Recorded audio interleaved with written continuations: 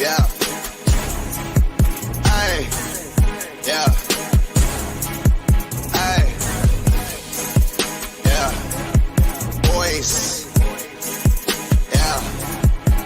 Hold on. We them boys. Hold on. We them boys. Hold on. We making noise. Hold on.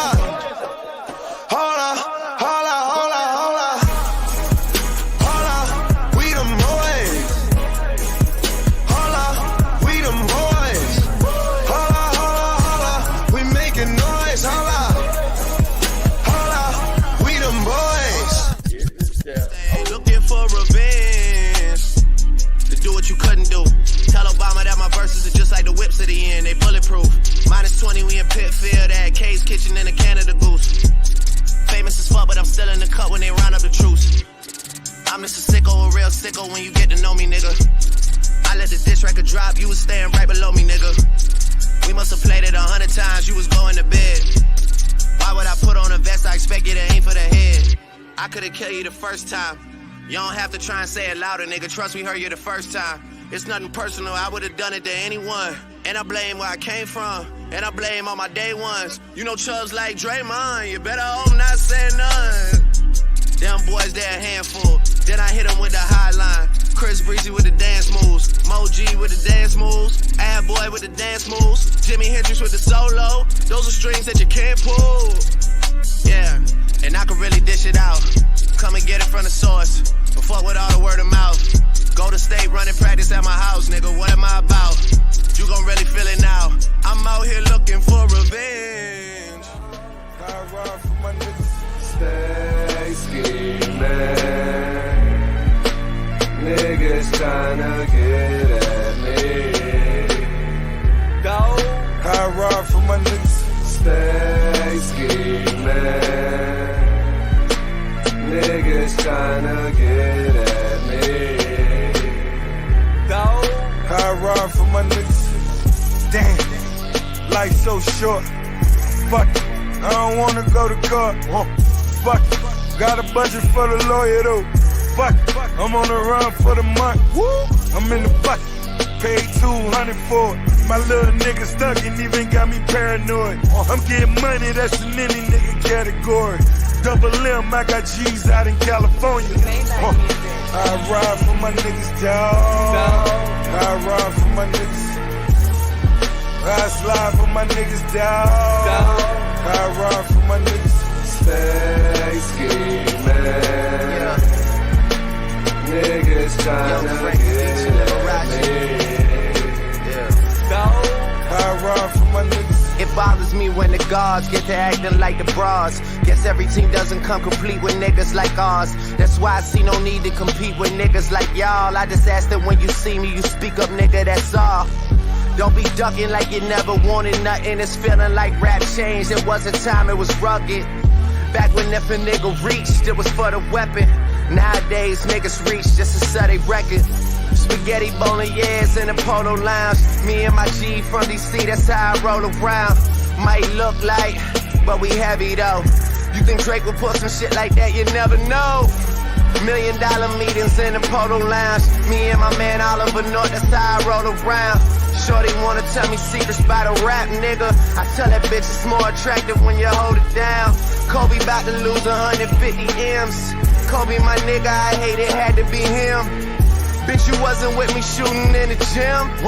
Bitch, you wasn't with me shooting in the gym. Tell Lucy and I said, fuck it, I'm tearing holes in my budget. Bag her like we in Publix and take her ass out in public. Ordered her the filet, told them butterfly, she'll love it. She used to soda and nuggets, she really just tired thugging. I'm just hitting my pinnacle, you and pussy identical. You like the fucking finish line, we can't wait to run into you. But let me get my mind off that young rich motherfucker getting mine off rap with my niggas. I ride for my niggas. What's good, everybody? Welcome to the Pull-Up Show. I'm your host, Mr. BJ Matthews, a.k.a. B Jizzle. Before we get started, follow us on the YouTube page, the Pull-Up Basketball Podcast. Hit that like button. Y'all come in here, hit the share, subscribe. Follow us on YouTube, Instagram, and Twitter, all three facets. And also as well, If you guys like to donate to the Pull Up Basketball Contest for all this great content we give to y'all on a daily, weekly, monthly, yearly basis, go into our Cash App, $BJ Matthews, $BJ Matthews right there. You guys can type that into your Cash App, and you guys can make sure y'all can give to the Pull Up Basketball Podcast with all this information that we give to y'all. Also, if you guys do not have Cash App, you can also do super stickers and super comments that are available as well. If you guys want to drop that super sticker and super comment, just hit that button right below the video. It says thanks. You guys hit that button. You guys will be able to drop a comment in the comment section to let me know that y'all are in here physically. And you guys can also, donate that way. And last but not least, get your membership badges. 3 different options: the pull-up badge, the clipper badge, and the interview badge. All 3 of those options you guys have to be able to be a pull-up basketball member for the rest of your life. All right, so before we get started, make sure you let me know in the comment section that y'all are in here. I have the subscribers mode only on right now. So if you want to subscribe to the podcast, then that's a way for you to actually, be able to comment. So this is going to be the subscribers only mode, where only subscribers are able to comment into the show. All right, but y'all be so kind, smash the like button so more people can come in here. And I'll wait for the comments to come in. But let's get started, man. Let's start about, the more NBA playoff basketball. Like I told y'all, all content is going to be all NBA playoff basketball on top of what we did, with the Clippers, since the Clipper season is officially over. So let's get into it, bro. Very, very exciting game yesterday between the New York Knicks and the Indiana Pacers, which the New York Knicks were able to prevail against the Indiana Pacers in Game 5, which allowed them to take a 3-2 lead going back to Indiana, which will be taking place on Friday. Now, let me just make a few things clear. I have not talked about the, Eastern Conference at all, right? I've been thinking to myself, there's some good basketball over on the Eastern Conference that I ain't really talking about. Of course, the Cavs and the Celtics, that series kind of went down once Donovan Mitchell did not play for Game 4, which I'll be covering that game tomorrow if the Celtics do prevail and, talking a little bit about them. But I've been strictly on the Western Conference, with the Thunder and the Mavericks and the Timberwolves and the, the Nuggets. I've been sticking to basically those 3 2 series. So with that being said, I say I'm going to give the Eastern Conference some love. Let me talk a little bit about the East. So yesterday, I decided to watch, the Pacers and the Knicks game. I've been hearing it's been very intense. I've been hearing it's been a lot of, trash talking. I've been hearing it's a lot of, stuff going back and forth. So, for that opinion more, it's just something where I say, let me go over here and talk a little, see what we're doing. So I literally woke up about 2:30 to, watch this game because I, missed most of it because I had, stuff to do throughout the day. So I said, let me go and watch this game. So I watched the, pretty much the entirety of the game up until like the last 4 minutes of the fourth quarter. And I said, this game is over. The Knicks, have, the upper hand. They're going to win this game. They're going to go back to Indiana 3-2, head up. But I want to kind of talk to y'all a little bit more about what's deeper with this, subject. As y'all come in here, make sure y'all smash that like button. I'm going to pull up what happened yesterday. Let me go ahead and pull up, the statistics and stuff like that. And we're going to get started. And also answer that question to the chat box. Who's going to win this series between the New York Knicks and the Indiana Pacers? All right, so let me just switch over real quick. Let me go ahead and switch over real quick and take this off the screen so y'all can see the screen right here. So Knicks and Pacers, that was Game 4. Let me go to Game 5 so y'all can kind of see. Damn, I'm off my kilter. Let me go ahead and get this open for y'all real quick. All right, so there we go. So the Knicks took over the series 91-121. They are now ahead of the Pacers in the series 3-2, which really was in dramatic fashion. Now, of course, Game 5s, I think the teams that win Game 5s tend to win the series at 77% of the time. Somewhere in the 70s, maybe early, low 80s. They tend to win the series, most of the time is winning Game 5s. So this was a very vital game for both teams. The Pacers just, destroyed the Knicks in Game 4. So now, if it was my opinion, I thought the Pacers had more of the upper hand because the Knicks have been dealing with injuries, to some of their important players. Of course, OG Anunoby injured his hamstring in Game 2. You got Mitchell Robinson, who's been out. Julius Randle's been out. I think he's out for the entire playoffs. Some of these guys who are, quote unquote, their second, third best players are not even in the game. They're not even playing, which I think a lot of people are forgetting. But that just goes to show you the identity, and that goes to show you just how big coaching is in basketball. That shows you take the identity of your coach, if you want to be actually at that level. So if we just look at some of the raw numbers, I'm not going to go too deep into this, but I'm going to go into some of the numbers that we saw yesterday. And what kind of happened, why the Knicks just pretty much blew the doors open on the Indiana Pacers. So let's go into the team stats, something I have not gone to quite a long time. I want to go into kind of what happened yesterday on a team aspect. So anytime you see a score that wide, 91 to 121, anytime you're down 20 plus throughout the game, anytime a team jumps on another team, very early, there's something that happened in the team stats that really kind of, made things go, sideways. And, if y'all actually watched the game, y'all kind of saw what that was, and I'm going to go into it in a minute. But if you look at some of the statistics, the shooting splits, 46% for the Knicks, 43% of the Pacers. For three, 44% for the Pacers, 34 for the Knicks. Free throw percentage, 77 for the Pacers, 78 for the Knicks. So the Knicks edge them out in the shooting percentages, which is not enough for them to get like a 20-point, deficit lead. So what's the stat that really kind of, made the Knicks just pretty much look like they're in a different league?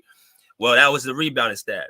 As y'all can see, the Knicks out rebounding them 53 to 29. That's a 20-plus difference. I think it was that 26, differential in rebounds. That's a huge gap and a huge advantage. So as I'm watching the first half, I'm seeing offensive rebound after offensive rebound. I'm seeing the intensity the Knicks had. Just looks like when they play in the guard and they play with a certain edge. Remember, this is a team that just lost their best defender, OG Anunoby. They just got destroyed in Indiana by, 20 plus. They could have came in this game and actually, been lackadaisical and lost this game. But they come in, game 5, very focused from start to finish. They give the crowd something to cheer for. And, it was, very, high energy in that arena. You can just tell by, watching the game up close. Right. As y'all come in here, smash that like button. Smash that like button. We got to get these people up, man, inside in the building. So really, if you just go to the rebound stats, that was the main difference. And you got the turnovers, 18 to 9. So not only would the Knicks rebound the ball, but they're also getting stops on the other end, which obviously that's what happens in playoff basketball. It's about not how much you can score, but who can you stop. And that's kind of the slogan when it goes for the Pacers. Just throughout the entire season, the Pacers has been one of the best offensive teams in the league. But why I feel like the Pacers are going to struggle winning championship is because of their defense. If you go to a team, if you ask me which team I would rather prefer, a team that gets stops or a team that scores, it's going to be the team that gets stops. This series is basically a team in the Knicks who's a great defensive team led by a great defensive coach, tough-nosed and tough-minded, versus a offensive team in Rick Carlisle who has always been great on his offense, with the Dallas Mavericks. Now with the Pacers, they've always been able to put up a lot of points, but their defense has been always subject. There's always been, suspect.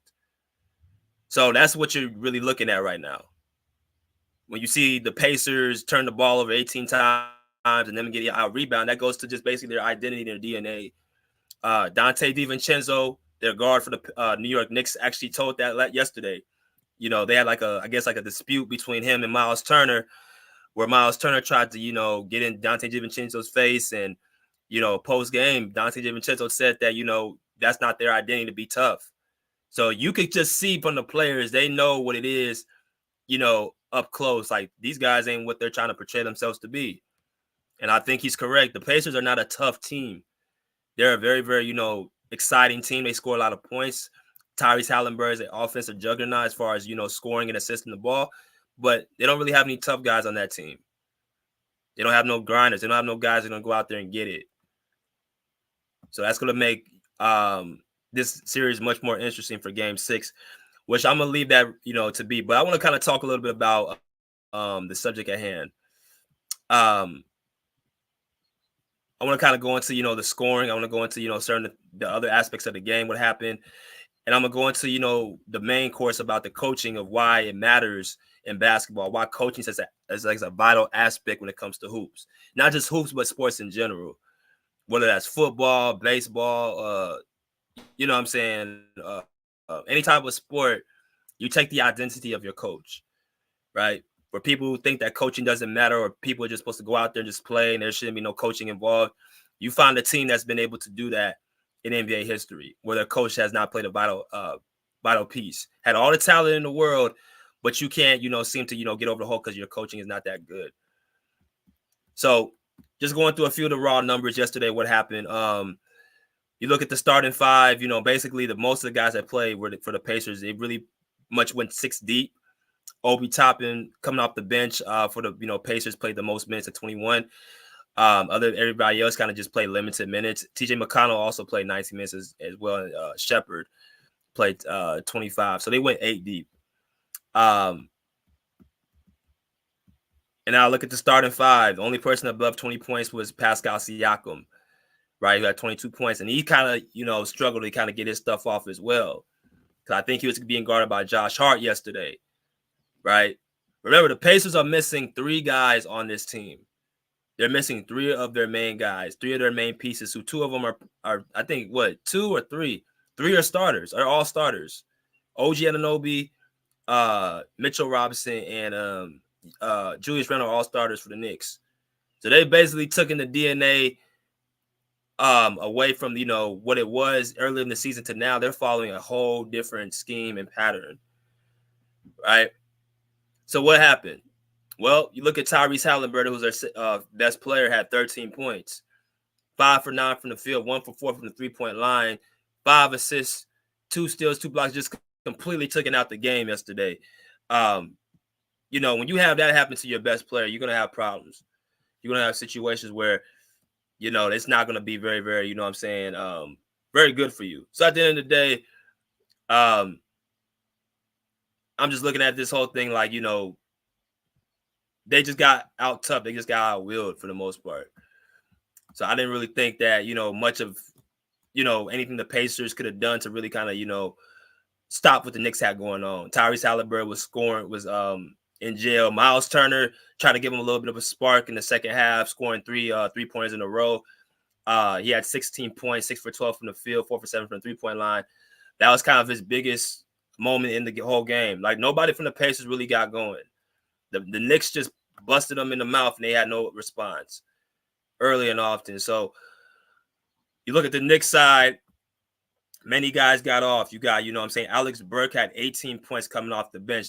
That's more than, 90% of the Knicks, 95% of the Pacers scoring in general, outscoring their starters. So you have that coming off your bench. Your starters are going to be probably cooking even more. Right, so Alec Burks, who's known for scoring, came off with 18 points in 23 minutes. You got, Achua, who had 23 minutes, 4 points. He's more of a guy who I see is more of an interior presence, not much of an offensive game, but he did have a really nice block off the backboard in the second quarter or the second half. And the Knicks just, again, they had how many blocks did they have yesterday? How many blocks did they have? They had 5 blocks yesterday as a team.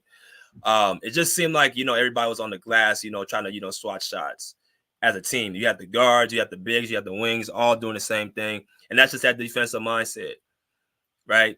And then you look at their stars. You look at Josh Hart, like I said, 18 points, but he also did a good job of guarding Pascal Siakam throughout that game, right? 39 minutes, 7 for 16 from the field, 2 for 7 from the 3-point line, 11 rebounds all over the glass, just hustling, getting offensive boards. He had 9 defensive rebounds.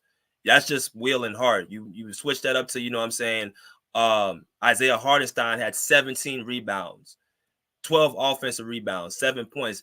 Y'all remember Isaiah Hartenstein, who was on the Clippers just a couple years ago. That's the guy who was scoring all those left-handed, floaters, had the good passing skills. He's pretty much rejuvenated himself with the Knicks, right? I hate that we let him go, but he was our backup center behind Zubac just 2 years ago. Now you go to a team like the Knicks, he just found a home. He's going to definitely get some money this off season in the summer. 7 points and 17 rebounds for Isaiah Hartenstein. Then you look at McBride, who played 40 minutes, who played way more minutes outside of anybody outside of Jalen Brunson, which I'm gonna talk to y'all about in a minute. He had a great game, starting. I think he started for Achua to bring spacing, to bring scoring. To also, play defense on Tyrese Halliburton, push him up, 94 feet, deny him with the ball. Around the same size as Tyrese Halliburton, probably a little bit shorter. He was able to stick with, Halliburton. So I think that was an adjustment by Tom Thibodeau to put like a more aggressive, smaller guard on Tyrese Halliburton to make him work. So I thought that was a very, very, smart thing for them to do. But the main guy we want to talk about was Jalen Brunson. who had 44 points. Let me switch over to this right here. Let me switch over to this, screen right here so y'all kind of see for yourself what happened. Jalen Brunson yesterday had 44 points, and I want to go through his full stat line. This is 44, 7 assists, and shot 51, 33, and 85 shooting splits. All right. So Jalen Brunson has been the most consistent Knick or the consistent player in this series. He had 43 points in game 1, 29 points in game 2, both very efficient in both of those games. Games 3 and 4, he struggled a little bit. 26 and 18 points. Of course, those are two worst games, but he makes it up in game 5 with 44 points. All right. So I want to stick with Jalen Brunson a little bit longer because I think I want to, actually give him some more respect and credit. Let's see. Nah, this ain't pre-recorded. Andre. This is live. This is a live video. It's a live. I want to show y'all a little bit something real quick about Jalen Brunson because, I was talking to, somebody yesterday who came on my comment section and said, you don't talk about the Mavs when they win. You don't talk about them when they lose. No. I talk about the players who deserve to be talked about. I don't talk about guys who are, shooting what is this? I'm just going to put this on the screen so y'all can see. I don't talk about guys who shoot 2 for 8 from the field, scoring 9 points, 2 separate games in 41 minutes, and guys that people think that all the time just show up. And that's Kyrie Irving, which I don't mean to put on blast, but y'all Maverick fans are getting on my nerves, right? Y'all still continuously try to, flip the script, thinking that it's about the Clippers losing, when in reality, the Clippers, again, if you're, like I said before, if the Mavs fans are complaining about the Clippers or me not talking about the Mavericks enough and giving them all this credit, how much credit can I really give you for being a Clipper team without their best player?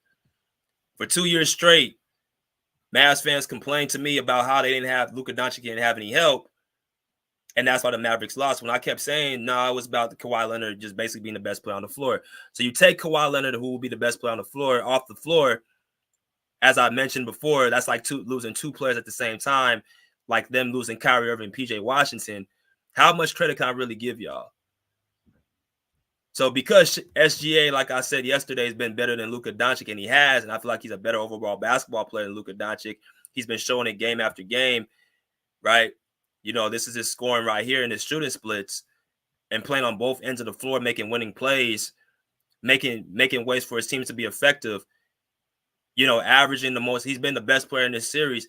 If I got to explain to certain fans that doesn't need more recognition than a guy like Luka Doncic, who's been struggling, not just this series, but the entire playoffs, right?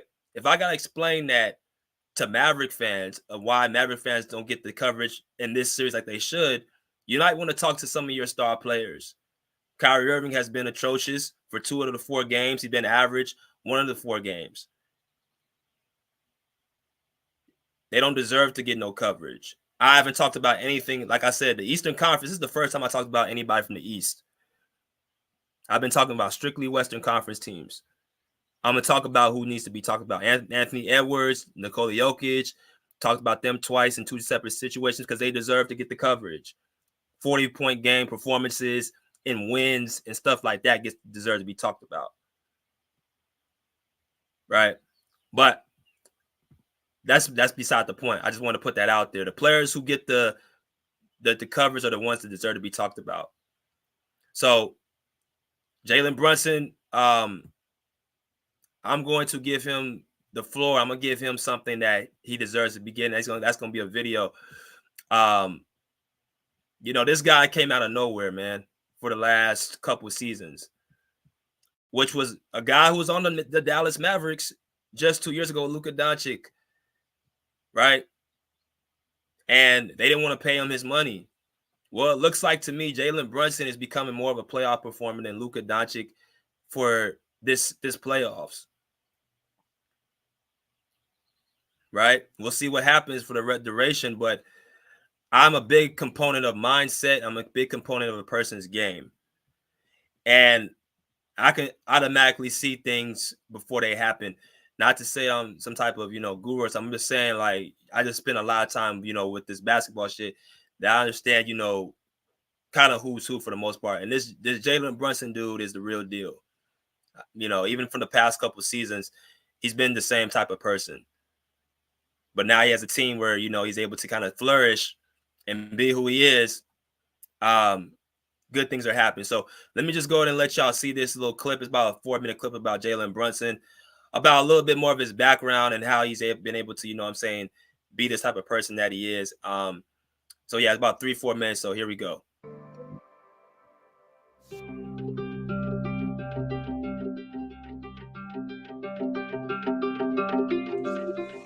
Come on, here we go. Come on, let's go. Come on, Jay. Concentrate, Jay. Concentrate. He has blossomed into a star, built for the stage here in New York. Jalen Brunson has done what he's done his whole life. Just win.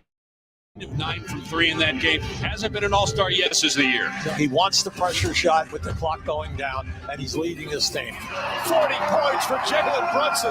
The Brunson blitz continues. He's a legitimate star. He's the type of leader and the type of player who makes those around him better.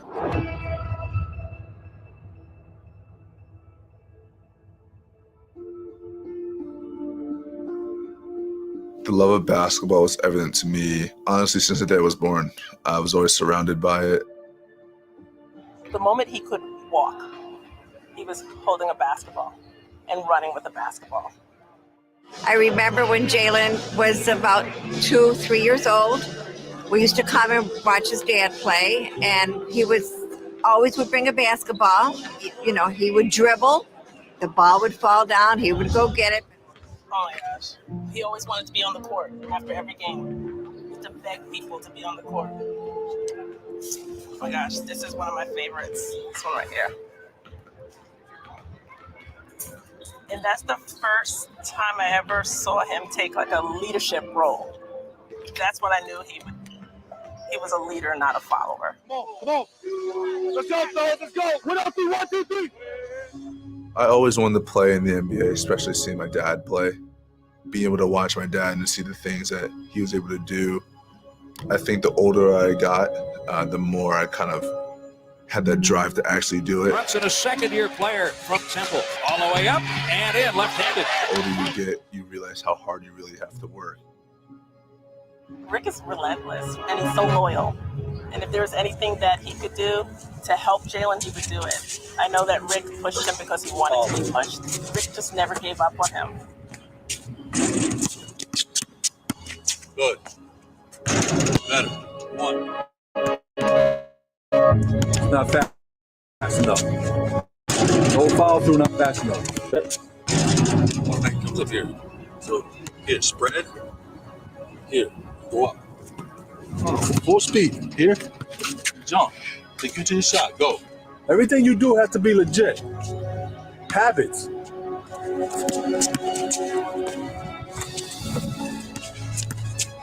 Tired is for the weak. Mentally strong.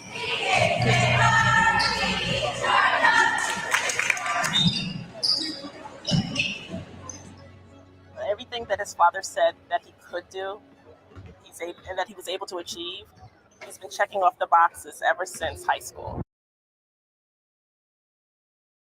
All right, so I'm gonna stop it right there. It's about a 14-minute video, which I'm not gonna go everything, all at once. But I kind of want y'all get the point of what it is. So, like I said with Jalen Brunson, man, you gotta give guys, the true, credit. And this guy has been somebody that's been under the radar for even now. And why is that? Because he's not the most spectacular player. He's not the most exciting player.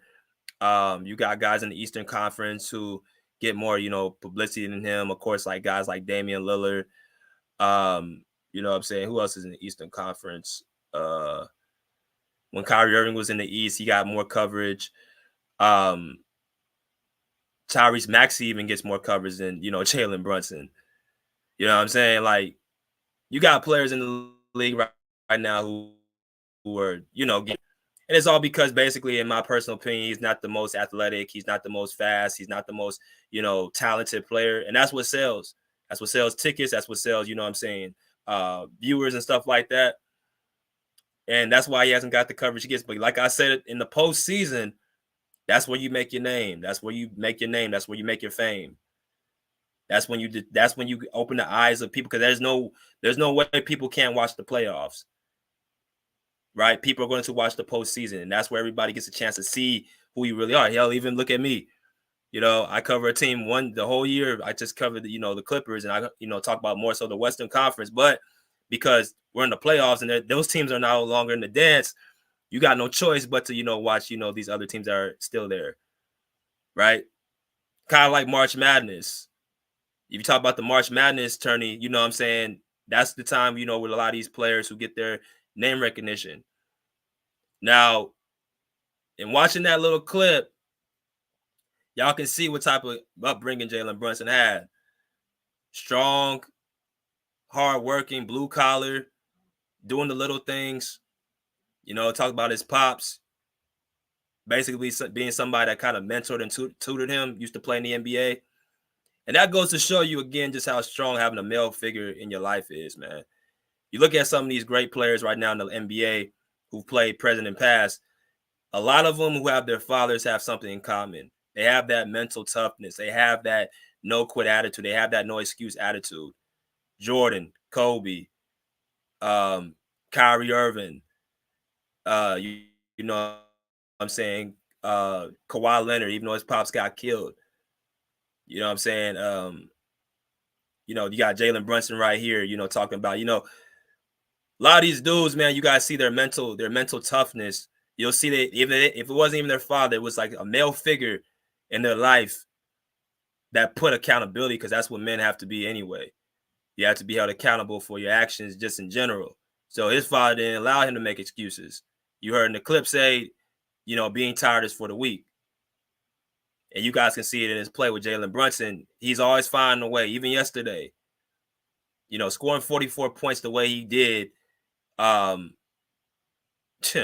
just shows how, much of his mental makeup is. As y'all come in here, smash that like button. Right? Not to mention his leadership. Something that he said his mother said that he had at a young age. You know what I'm saying? Was able to galvanize his teammates and, bring them all together. That's a gene that usually is not, that's either in you or is not. Right? I think, if I'm not mistaken, he won a championship in Villanova with Dante DiVincenzo, Josh Hart, who are now his teammates with the Knicks, and Mikal Bridges. So he's been doing this for a long time. So when you see what he's doing with the Knicks, and you kind of follow his story, you can kind of see why he is who he is. This is like somebody that's just, used to this. Why, to me, he's so calm.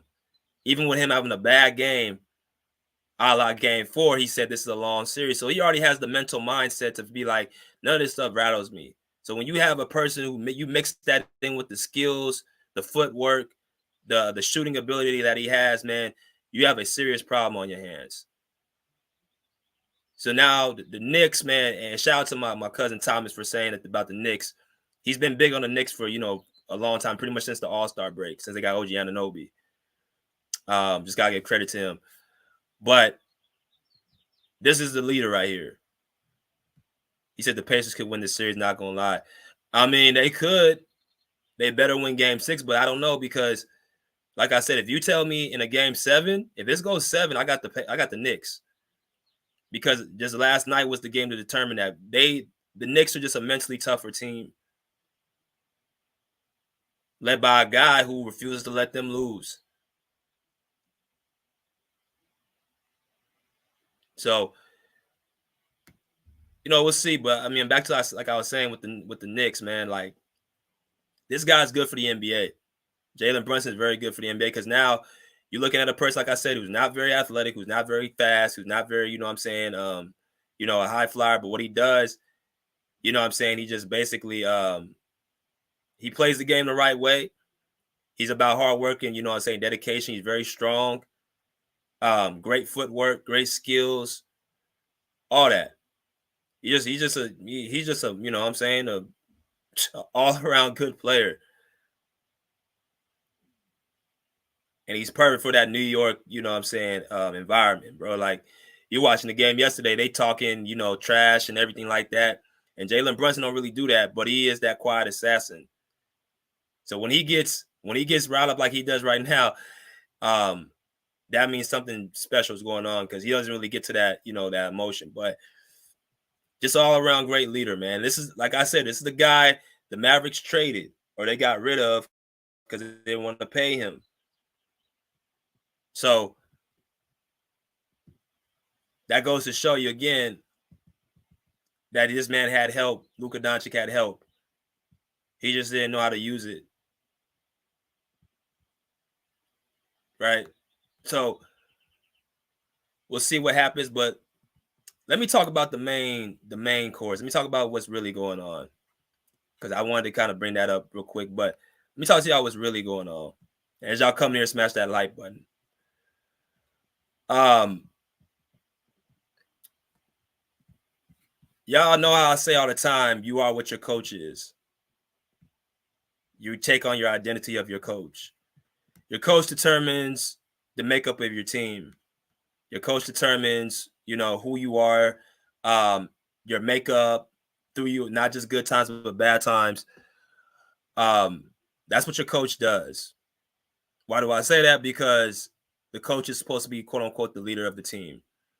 They're the ones that, you know, have the huddles before and after the games. They're the ones that, you know, are supposed to, you know, bring the calmness to the team during the games. They come up with the game plan. They make sure all the, you know, guys on the team know what they're supposed to do. So the coach pretty much starts and ends with him.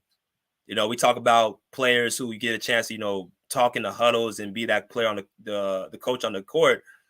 But you look at through all the historic teams, they all had good coaches. They have all had Hall of Fame coaches. They have all had coaches that bring something to the table that no one else brings. Now, for the Knicks, their coach is Tom Thibodeau, right? Tom Thibodeau has been around the league for a long time. You talk about with him with the Bulls, you know, with the Timberwolves, and now with the Knicks, you get a chance to kind of see what type of coach he is. You know, the teams he's done had. He's been coaching since 1989 as an assistant coach, right? And him as a head coach, he's been coaching since 2010. And that was the time of Derrick Rose. Of course, y'all know Tom Thibodeau was responsible for a lot of those, you know, Chicago Bulls, you know, early 2010 days, right? You know, those, you know, years where Derrick Rose was MVP caliber, and, you know, those teams that were very tough-nosed and hard, you know, hard grind. That's who, you know, Tom Thibodeau had. So what type of coach is he? Like I just mentioned, he's a hard-nosed coach. He's a guy that goes in there and, you know, tries to, you know what I'm saying, make his imprint on the defensive end.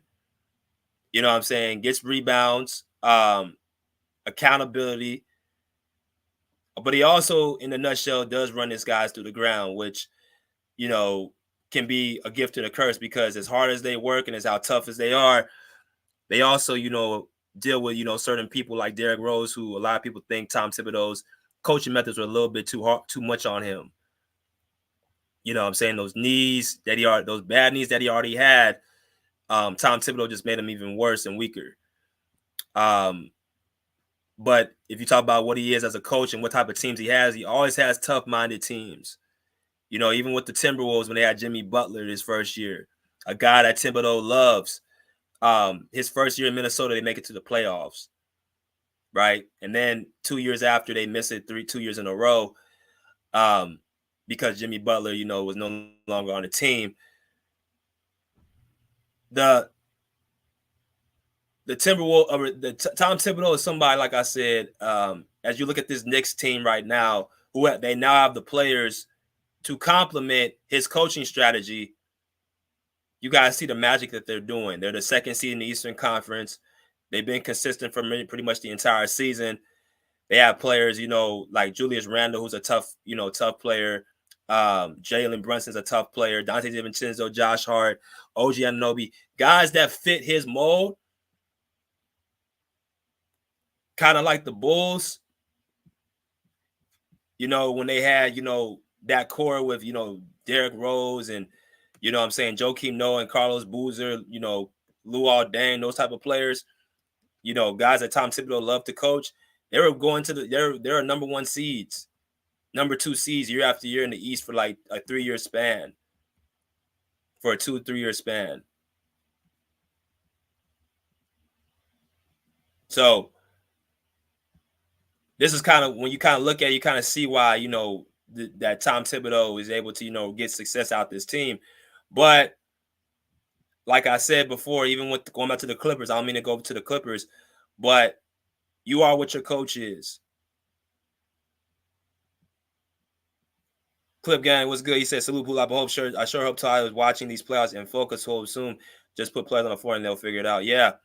Like my man said, like, people who say that slogan, just put the players on the floor, let them figure it out. Do y'all understand when you say that, when you do that, you're actually you're losing a lot of your, you know, you're losing a lot of your respect in the locker room, pretty much like that. That's how I'm going to put it. When you have a coach that pretty much says, I'll leave up to the players to figure it out, you're basically saying, like, you're leaving it up to the players to, you know, openly just be like, this guy don't know what he's talking about. We can't play hard for him. We can't trust him. Y'all saw the Knicks game yesterday. They were playing hard for Tom Thibodeau.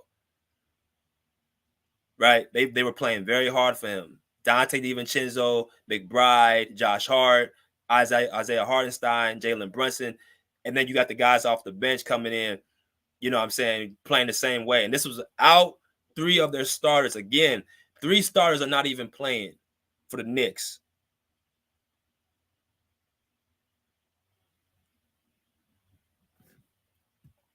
AP the Great said Tibbs helped Rose win an MVP but cost him out. Yeah, ran his ass through the ground. That's what happened. He ran him through the ground.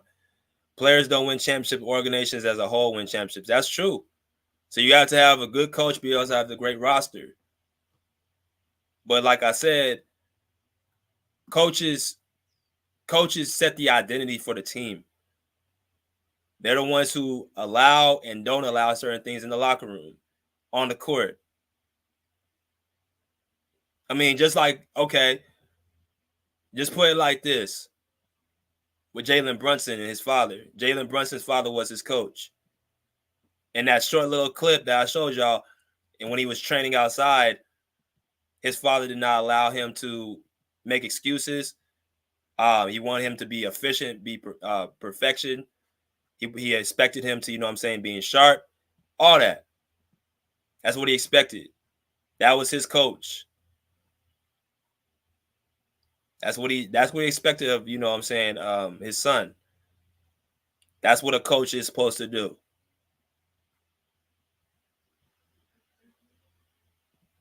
And JM is correct. I hope that Ty Lue is watching this, man. Because I'm watching it and I'm like, this is actually good to see other teams do what they're doing, bro. This is actually good to see what they're doing. Right? Because my thing is,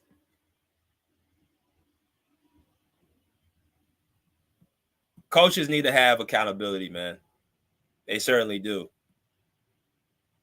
Certain coaches are not for other teams. Certain coaches, you have certain coaches in the NBA only for certain teams. I don't think Tom Thibodeau would particularly be the right coach for the Clippers because you got too many guys. First of all, the Knicks have a younger team, so they can kind of, you know, deal with a lot more of the hard, extraneous practices. They can deal with that. But the fact of the matter is, what I'm saying is, the identity that the Knicks have taken on revolves around their coach. And that's a very important statement. The realist, what's up, bro? He says, Luke BJ in chat, I'm waiting on that Denver Nuggets video. LOL. I put that out, what was that? What was yesterday? The day before. I got to do one at a time, brother. If the Nuggets win this series or they win tonight, I'm definitely making a video tomorrow. But I got to, you know, I ain't even talked about none of the Eastern Conference teams. I got to talk about these teams first. But if the Nuggets win tonight, or if they win what's this, the next game in game 6, for sure I'm gonna be putting up a video. Right? I gotta go through 4 different series. Which again, let me just also say this about the Nuggets. Nikola Jokic, bro. You can tell he's a winner. He wants to win more than anything. He elevates his teammates, and him having a 40-point game performance just shows how much he wants to win, and shows his impact on the team.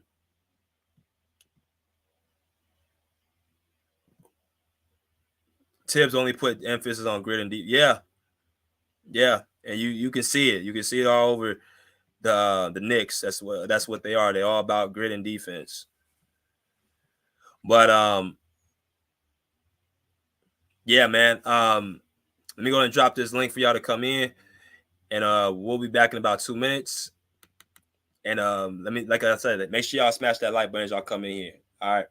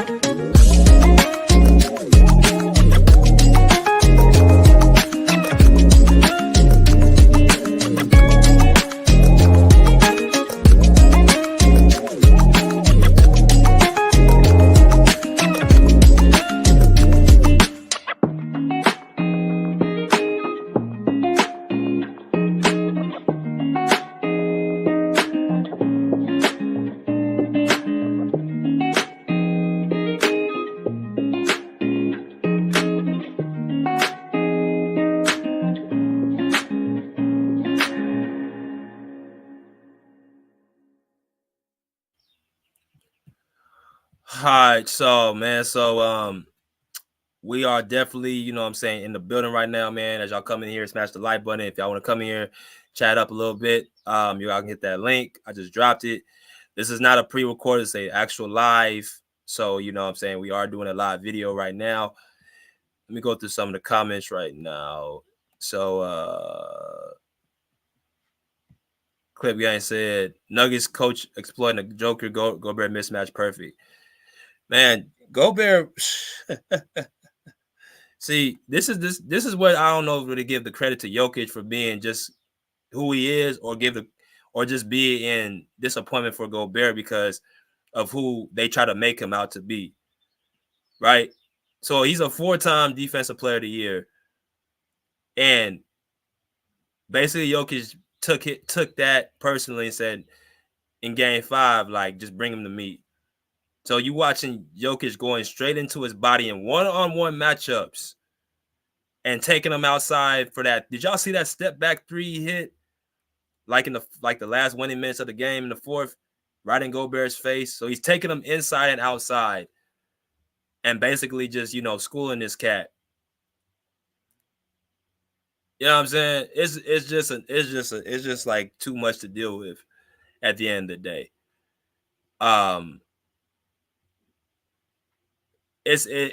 And then you got Karl Anthony Towns and Gobert, who's supposed to be 2 7-footers to actually give Jokic a hard time.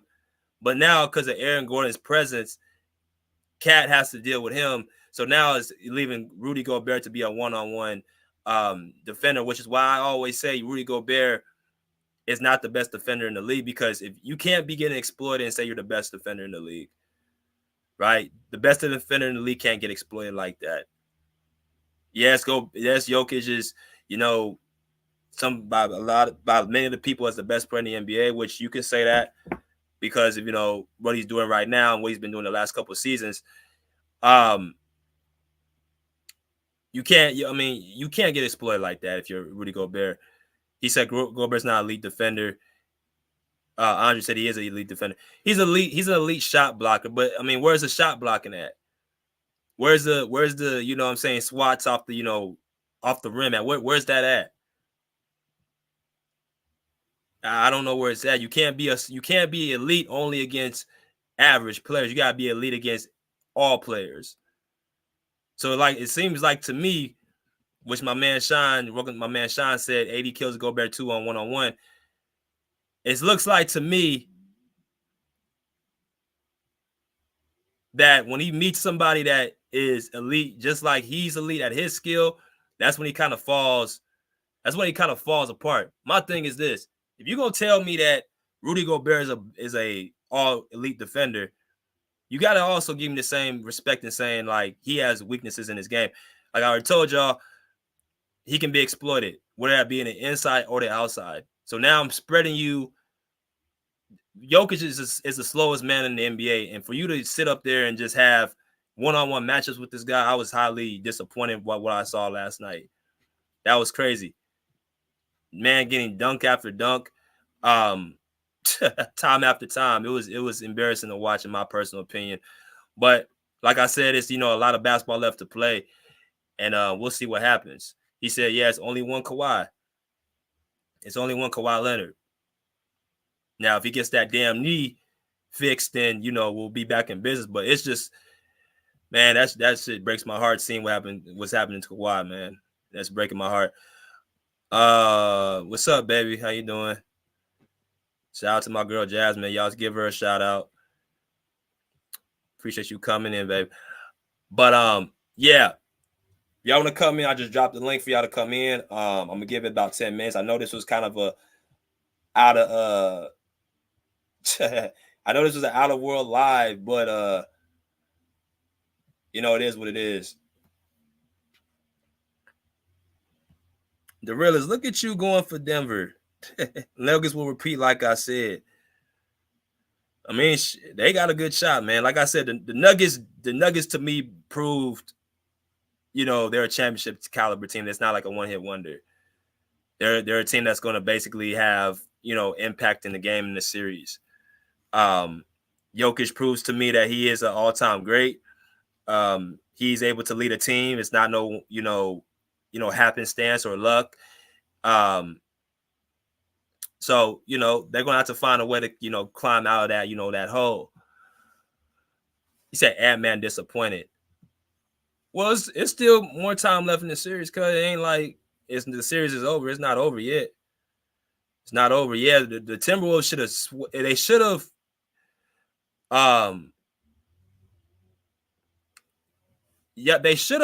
should have swept them, but this is the same T-Wolves just 2 years ago. You remember they had Memphis on the ropes for 2 straight games. In games 3 and 4, they couldn't get it done. They couldn't get the job done. You understand what I'm saying? So, this is they ultra talented. They have all the talent in the world, but unfortunately, they don't have the brains to finish the series as it looks like. What's up, Mass? Time with Mr. Mass. What's up, my guy? Salute to him. Y'all go follow my man, Mr. Mass, on his page, Time Out with Mr. Mass, where he also talks about not just basketball interviews, but also has great content as well. He said wrong link. Let me drop it right now. My fault, brother. Let's see. My fault. I gave y'all the wrong link. Let me go ahead and put it up right now so y'all can come in. I just dropped it. Let's see.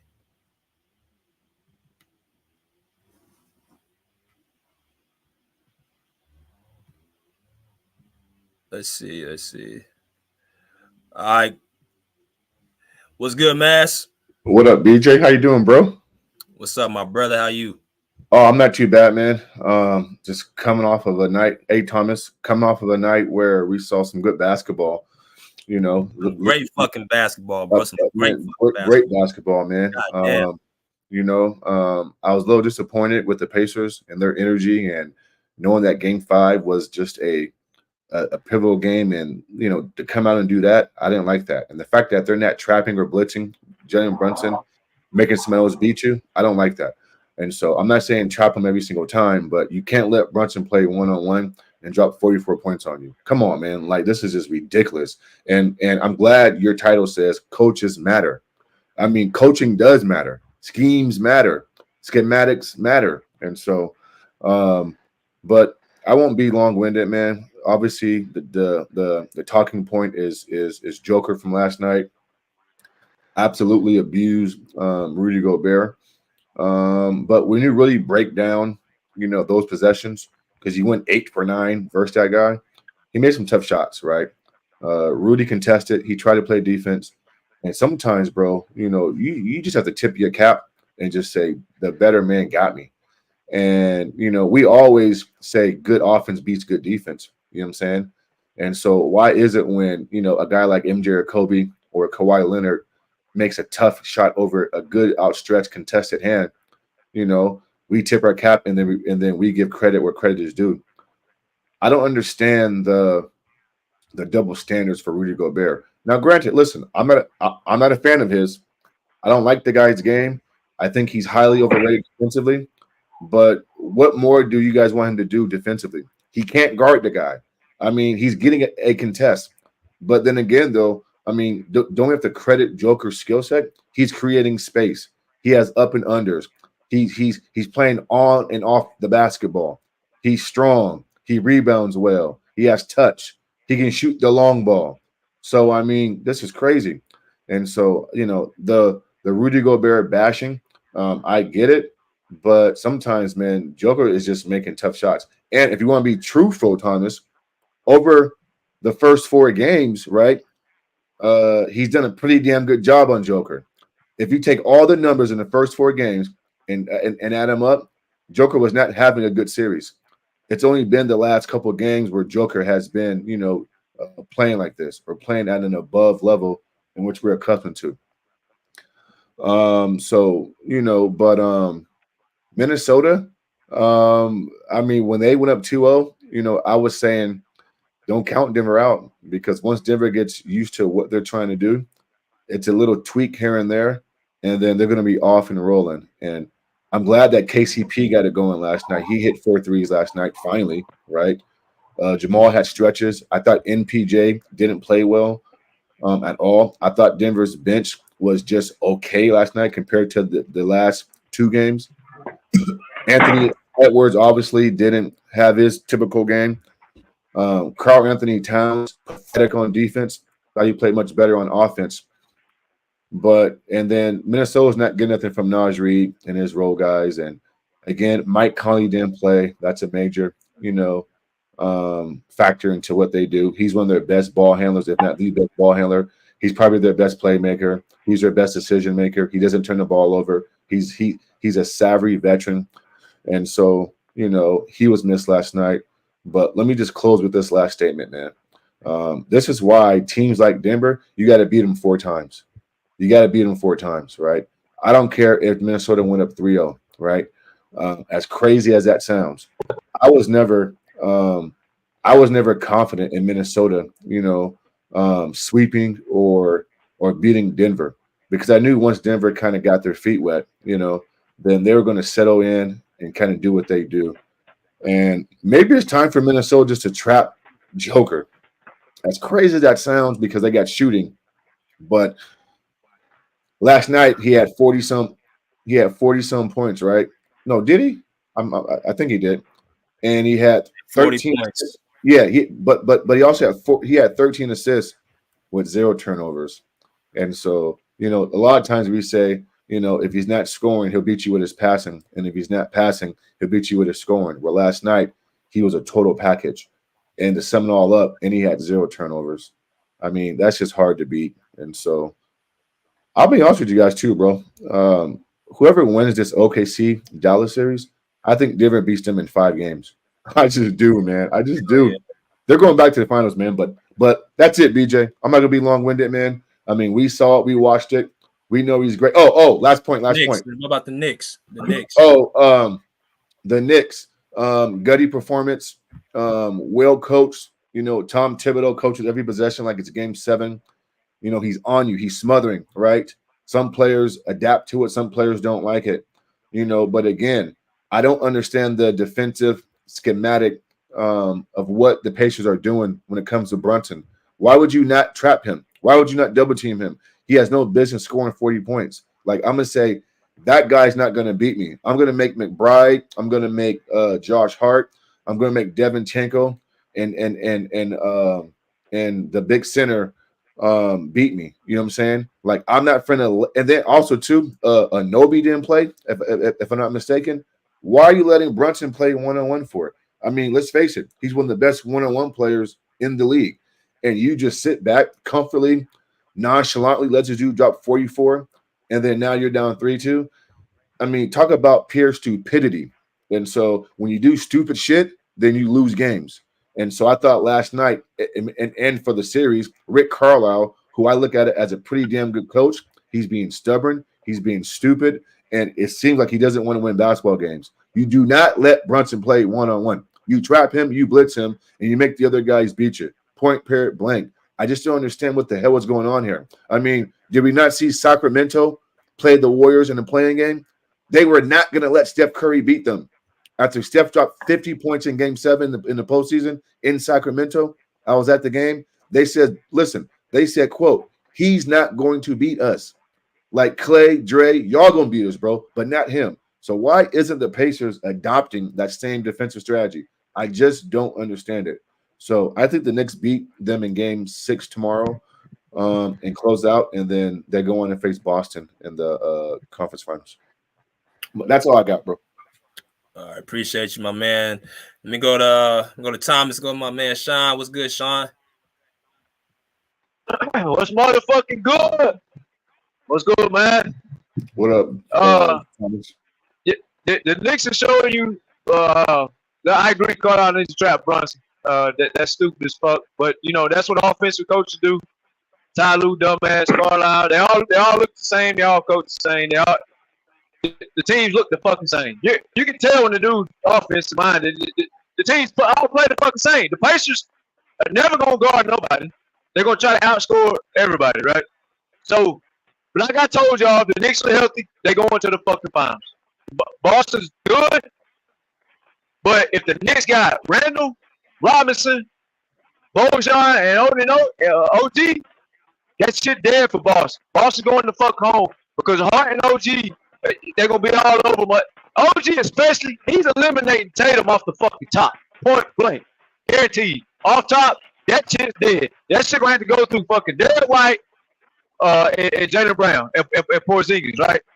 And I'm assuming Hart going to be on one of, White or so one of them's dead, right? So, but now you got 2 your main scorers dead. Now everything's got to go through Porzingis. Well, if Robinson plays, Porzingis not killing Robinson. However, most teams don't have a big who can do that, right? 76ers got Embiid, he probably hold Porzingis down. But most teams they ain't got a big for Porzingis, so he'll kill him. But Knicks, they were sending Boston home. And if they did it healthy, they'd have swept the Pacers. They probably would have called off that fucking series, BJ. They probably said, look, this series it looked so bad at 2-0. The series is done. Y'all not playing game 3 and 4. Take y'all's ass fucking home. That's how bad they beat the fucking Pacers. But yeah, they need to trap Brunson as far as that series goes. That's dumb as fuck. That's the same shit Ty Lue would do. Allow one man to score 100 fucking million points every night and say, oh, we gave our best shot. We need to be healthy. Okay, that's cool. But bitch, what? That don't stop you from trapping nobody. So, Carlisle is he always coaches great on offense. I don't know why he's not trapping. Maz is right there. They should be trapping, dude. There's no way you give up 40 ball. Rudy Gobert, he's above average defender, but there's levels to this shit. He can't guard Joker up close because Joker gonna blow by him because he's too fucking slow, right?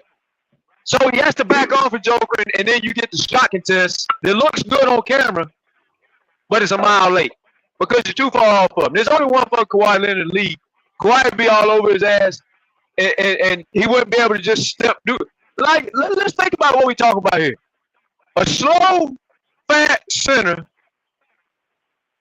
being so quick to get a step back off of a guy who's taller and longer than him. like that's it. That you gotta think about what the fuck we're watching. What you're watching is Gobert is too fucking slow to press up. He has to stay back, and that's why Joker can toy with him. You ain't toying with Kawhi like that. He gonna be forearm on your waist. If you drive, he going with you. You step back, he on you. You can't do that shit. That's why there's only one Kawhi Leonard. But Gobert is above average. That's correct. There's no doubt about it. He's above average defender. But there's only one fucking Kawhi. That all them defensive player of the years, that's like MVPs. Same shit. Steve Nash, Westbrook, James Harden, Embiid. These guys who can't get it, who can't do shit when it matters.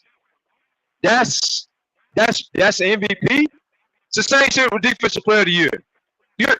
No. Now, I mean, you might be defensive player of the year, but I gave that shit to Jaden McDaniels before I gave it to him. Because Jaden McDaniels would actually, Joker would have to go to post up. But see, like I'm saying, Joker just toying with fucking Gobert. But let me take you outside and hit a Paul Pierce step back. Wait, what? Hold timeout. You fucking said this dude slow the motherfucker. You letting him do step backs on you? You got me fucked up. Now let me take you down here and throw a shoulder and elbow. Wait a minute. You're supposed to be a center, tall, long, strong. You just get bullied. Any which way Gobert goes, Joker got the upper hand.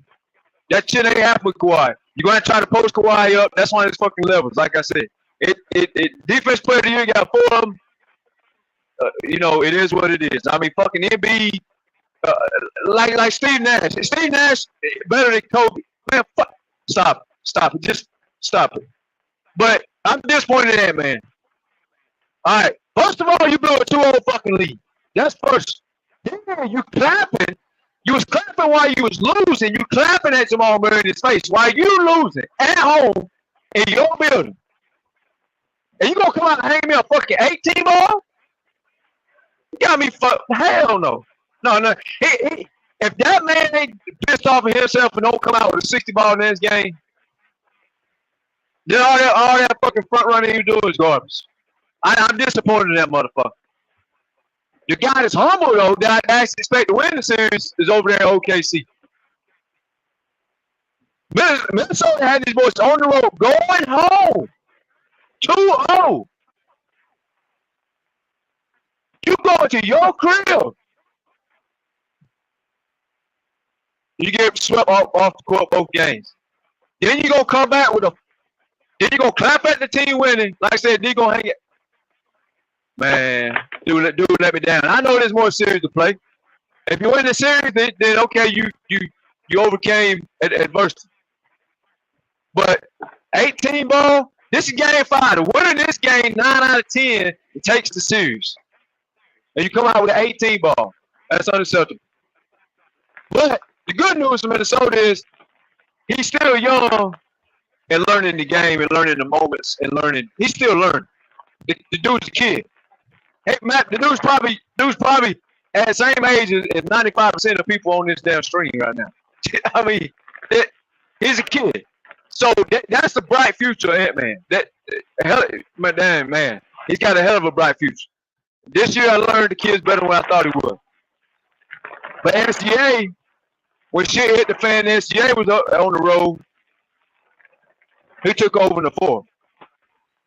Now he going back home, or now he going to the next game up, right? Or at least has the momentum and advantage coming to him in his court, I should say. But that man, that dude Brunson, mine's right. Me and mine's agreeing a lot lately. That dude Brunson, bro, that one-on-one game, he got no fucking weakness. His weakness is his height, supposed to be, right? But he's so fucking strong, he throws his shoulder into you like he's fucking Joker and hits you with a step back, so now your height's gone. Now your height advantage, your reach on him is gone. Brunson's been the best player in the East. Ant-Man had been the best player in the West. But when I'm talking playoffs, that is. But that shit upset me. And of course, you know, when you buy new equipment, new truck, new trailers and shit, you got big bills. I've been taking my ass to bed. I've been trying to stay up, but I missed some of the games. But no matter how you spend this shit, 18 points in a pivotal game 5, that's got to be a learning curve. And hopefully it is. Maybe he comes out and wins 8 championships going forward. But that's a no-no. 18 points in game 5, that's some fucking Kyrie Irving shit. That's some Luka Doncic shit. That's some Paul George shit. Oh, wait. I ain't get to get on yesterday. So, BJ, let's add to the topic. We ain't let motherfucking Dallas garbage ass fucking Mavericks off the hook, bitches. Cause I went here, y'all bitches still on my fucking hook. 9 fucking points, motherfucker. That y'all had the audacity to tell me that I should trust Luka choking ass free throws like I fucking told y'all. You gonna choke free throws? Y'all had the audacity to tell me I should trust that shit. You got me fucked up. I'm the sports analyst guru, not y'all. Sit that stupid shit down. I told you that's a choking bitch. Kyrie Irving, we told you, man, what's he going to say now? We need some more leadership in Dallas? What you going to call Al Horford from Boston? Let me get his Spears bet over here. Fuck out of here. Bum-ass fucking dude. 9 fucking points. Oh, you at Thomas, we can trust Kyrie and Luka. We can't. No. You want to hate on one side of the fence to prove your narrative on your side of the fence. Not on my watch. Nah. I told y'all about Kyrie. They went in the fucking bed. Them bitches suck. Ty Lue makes every fucking body look great. At least Jalen Brunson hanging 40 balls, BJ. At least that's what Rick Carlisle dealing with.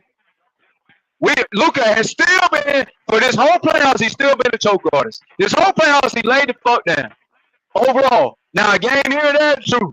Overall, majority rules, bitch. We don't do cherry picking with Thomas around this motherfucker. Overall, Luka Doncic has been the biggest disappointment in the fucking playoffs. Right next to fucking the 2 games Paul George gave. Overall, Kyrie Irving, he been better than Luka, but he went to fucking bed.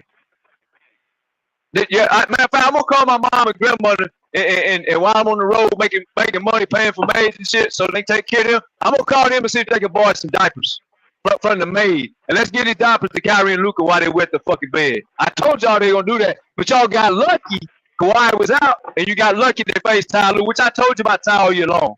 But you bitches ain't off the hook. Y'all fucking suck. I told you y'all suck. Y'all bitches took advantage of fucking Kawhi being out again, right?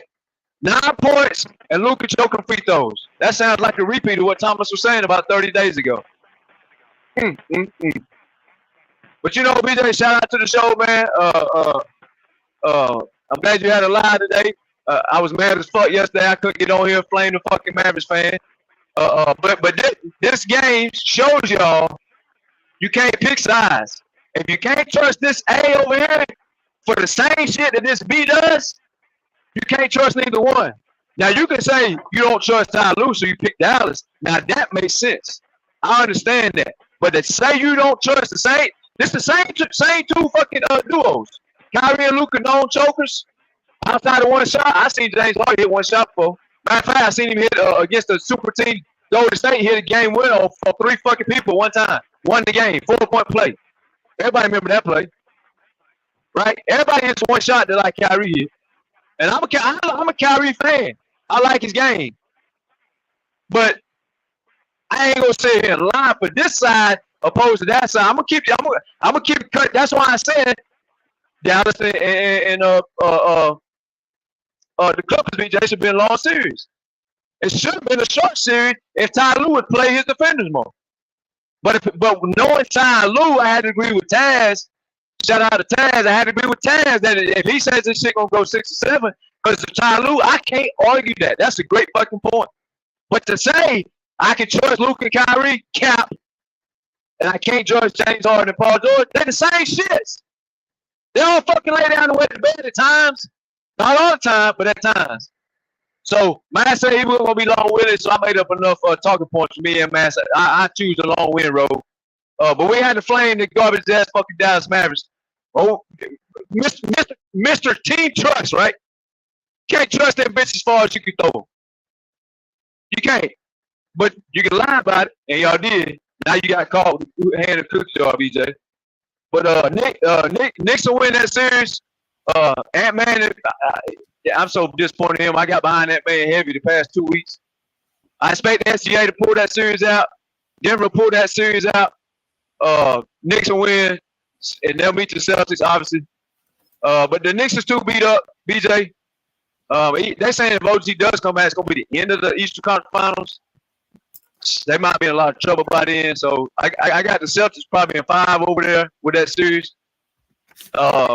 Denver will handle. Denver beat the fuck out of. Matter of fact, they'll sweep Dallas. That's guaranteed. They'll sweep them bitches. But SCA and Ted, they'll get maybe a game, but they're not ready for the conference finals. But they're ready to beat. I had a nickname for Luka. I put it in the chat yesterday. What I say his name was? Hold on. While you think about that, while you think about that, let me go. Appreciate you, Sean. That's the new name. We go to my man JM. What's good, JM? Hey, what up? Pull up. What up, everybody? I hope everybody who hated on us seen the difference between the coach we got and the coach that people in the playoffs got. And Brunson hitting 44 points, even if he could pull that off because the East is weak. Tatum could pull it off because the East is weak. If either one of them teams go to the finals, they're going to lose. West got the best coach teams. Gobert is pretty good against non-centers, but he faced a mountain. So nothing he could do with a 7'2" person who could dribble, shoot a 3, post up. He just out of his league with Joker. The Wolves did pretty good the first 2 games until Malone said, we're just gonna let Gobert have to check Joker one-on-one. Joker usually don't score this many points. He usually doesn't have to, but the Wolves contested him pretty good. So Malone said, all right, Joker, you just go down there and you show him why you're the best center in the league. And so that's how that went. Mavs, when you relying on shooting all the time, you're going to have off nights, you're going to have good nights. They don't have an answer when they don't have good nights. They're not too much better than us. And anyway, it's a good example of why you can't just say one player is supposed to hit a whole bunch of points, because a coach could figure that out and close it down. And this playoff series has been all about adjustments, something that we don't do. We don't make adjustments. As far as Ant-Man, yeah, he was a superstar during the season, but he up there against a better coach team who just figured out, you can't let Ant-Man beat him. Now, I don't know who's going to win the series, but Nuggets looking pretty good unless Wolves go out there and draft another center real quick, because I don't even blame Gobert, really. Cat is the one that should be playing power forward.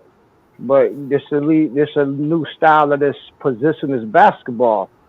So instead of Cat being down there with Gobert, he's at the perimeter. So you really don't have to worry about Cat. He's going to make some threes or he's going to miss some threes. At least Gobert all on the island. When that happens, you expect Ant-Man to do everything. But when you ain't got to worry about Cat, because he's out there, you just Gordon just running right to the middle.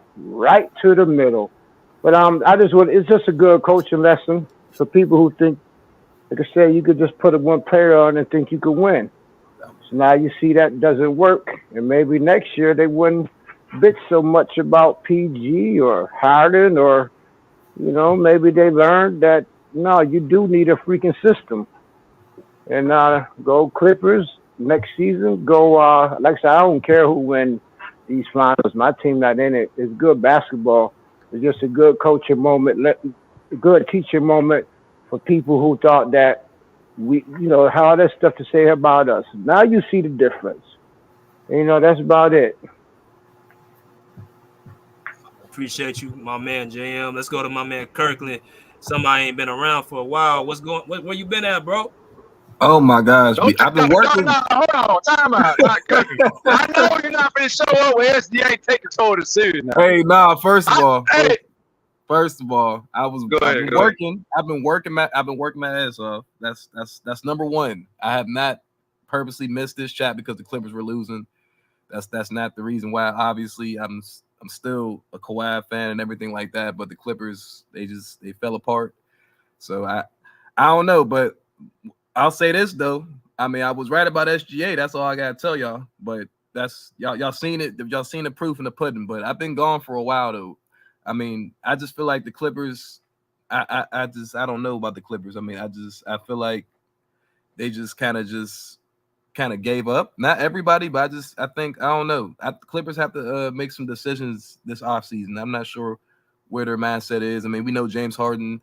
He played good. Paul George played okay. He could have played better, but yeah, it's just I don't know. The Mavs, to me, the Mavs are a good team, but Luka has the worst matchup that he can ever ask for. I mean, Dort physically can match up with Luka. And Luka, he might be injured, but I ain't gonna lie, like Dort is the best defender that can guard Luka, like period. So he has the worst matchup ever. So that's how I feel about the Dallas Mavericks. If we're talking about the Thunder and Dallas series, I got Thunder in 7. I mean, to be honest with you, I mean, they can't. Obviously, SGA is the best player in the series. I mean, he's having a pretty good series, but the role players are okay. Like Chat showing up here and there. Williams, he's trying, but Williams is he has to find his niche. He's just kind of just playing with high energy, which that's good. So I don't know. Dallas, I mean, they're a really good defensive team, but Luka's getting locked up. Honestly, Luka is really getting locked up out there. I hope motherfuckers is seeing this shit, but injured or not, he's getting locked up out there. He's getting locked up out there, bro. Like that's what I'm seeing. Like I'm literally seeing him call foul. Like, and that's why to me, I don't think I told her this. I think SGA is a better player than Luka because he does everything Luka does, but plays defense and is a better leader. And we're seeing that right now because SGA, he manipulates the defense. He gets in the mid range like Luka, but he doesn't complain about fouls. He just gets it done. He just pulls up for the mid range. If he don't get that, then it's hard to double shade because you have shooters around him, so you really can't guard him in the mid range area. It's kind of like you gotta pick your poison. Do you want to go 1-on-1 or do you want everyone else to kill you on the 3-point line? So they play the same defense. Like this is they're very similar matchups, but it's just that they got a better player in Shea over there. And Kyrie, I think he's just I don't know. The Thunder's kind of locking his ass up too, to be honest with you. So and the Nuggets and I ain't gonna talk too long, y'all, but the Nuggets and the Timberwolves, that's a weird matchup because I mean that was they won the first 2 games, but I think it was just they're kind of like, I'm not gonna say they're front runners, but they're giving off front running energy. Like you don't just go off 2 games and be like, like you know what I mean? Like you know what I'm saying? Like we're just they got a little too hyped. They locked them up, but to me they surprised Denver. Denver probably was like, oh shit, y'all a better team than last year. Oh, like Jamal Murray was pissed. The coach was pissed, especially after game 2. and no one thought this team was gonna come back. Like they was actually for real pissed. Like they was like, yeah, like what the fuck? So they was like they matched their intensity, and Jokic they can't guard him. Rudy Gobert is getting fucked up out there. He won Defensive Player of the Year, right? He's getting cooked. So I mean, I don't know. I got Nuggets. I got Thunder. I mean, we don't really got to talk about the East. The Celtics going to come out of there. So, I mean, and New York Knicks, I mean, they're playing good, but they're kind of banged up. So, I'm not really worried about the East, but it's a good playoff show. I just been gone. I just said a lot there, bro. It's been some good. It's been some good series. Talk your shit, man. It's been some good series, bro. To be honest with you, let me go to my man Mingle. What's good, Mingle? That's good, man. Well, when the first guy here was talking, the winner before the guy that just got finished talking had said that the West team's got the better coaching. I can't agree with that. The team that got the team that in the East is the what's the name got the best coaching in my opinion.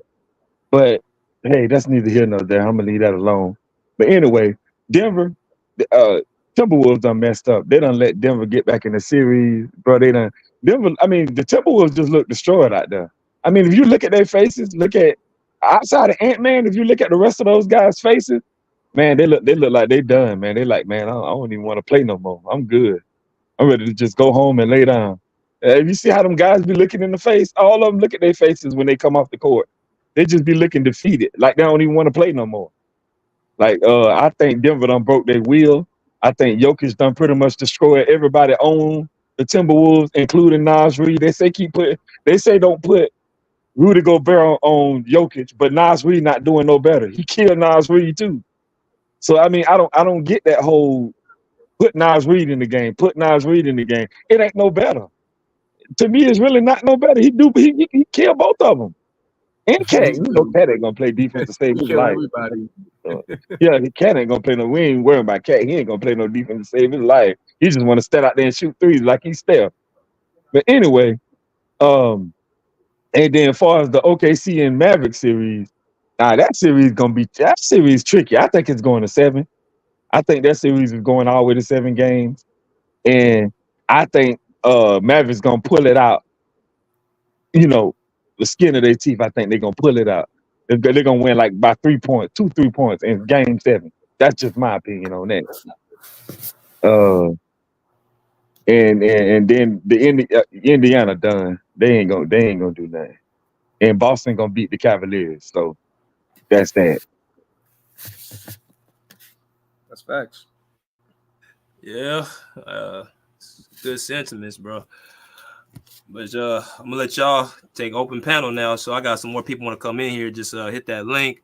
Heard that. What y'all gotta add on? I don't know. He said Mavs in 7. I don't blame him though. But Lucas, I don't know. They getting locked up out there. Now, that's how I feel about the Mavericks. They're not getting locked up, bro. They're not getting locked up. I don't think they're not getting locked up. Bro, they miss free throws. Luka missed free throws. That's crazy. Luka missed free throws. He's a great free throw shooter. Go look at, man. I'm watching Luka get locked. I was watching the game. That's missing free throws. What about the realest, BJ? You let the realest go? No. Yeah, I'm about to let him go right now. What's good, the realest? What up, the realest? What's good? Your mic on mute. Is he gonna talk? You gotta give him some his time. mic on mute. Oh shit. Oh wow. Hold on, BJ. All right. Y'all, you don't think Luka's getting? I mean, I'm not saying Luka is like he's not. I'm not saying like he's like getting like crazy locked up, but you could definitely tell like he's look very at the uncomfortable. look at the screen. Y'all look at Nah, man, that dude been locked up the whole fucking playoffs, bro. He been locked up before Lou Dort, with Lou Dort. He just locked up. Yeah, he missed a free throw, but I told y'all he gonna miss free throw. He ain't about that life. I told y'all that before the series started. It's that Ty Lue aura. Man, Ty Lue makes motherfuckers feel like they the Black Mamba or Jordan, bro. He makes motherfuckers feel good like they somebody that they fucking not. So can we be honest though? I mean, okay, so he's getting locked up, cool, whatever. The series is tied 2-2. I mean, y'all act like the Dallas Mavericks ain't got other players. Y'all been watching PJ Washington and how he's been shooting. Y'all been watching Derek Jones. Hell yeah. I mean, PJ ain't the only reason they're in this series, to be honest. I mean, no. But my point is this though: as bad as Luka and Curry has played in these postseason, they're in the second round and they're tied 2-2. So I mean, this is why it's called 5-on-5. Like Luka ain't the end all be all. Luka ain't got to play great for them to win ball games. Like that's been proven, right? He doesn't. Well, shit, we didn't hear that a long time ago. All we heard was Luka Kyrie gonna do this and that. Well, hold on, bro. We're talking about this year's postseason and versus your Clippers. He didn't play well, and y'all got beat in 6 games. And so, I mean, come on, Thomas. No, we talking about what they doing now. The Clippers got nothing to do with it. We talking about what they doing, and what they doing is nothing. Well, what they're doing is hold on, bro. What they're doing is they're tied 2-2. That's what they're doing. So I mean, nobody said the team. Nobody said the team was the 2-2. I know the realist got to get his take off, y'all. My bad, bro. Let me get the realist take and y'all get back to it. One thing I'm just gonna say, man. Like I said, the East. I'm not really concerned about the East. We know how that's gonna play out. Boston got it made over there in the East due to injuries.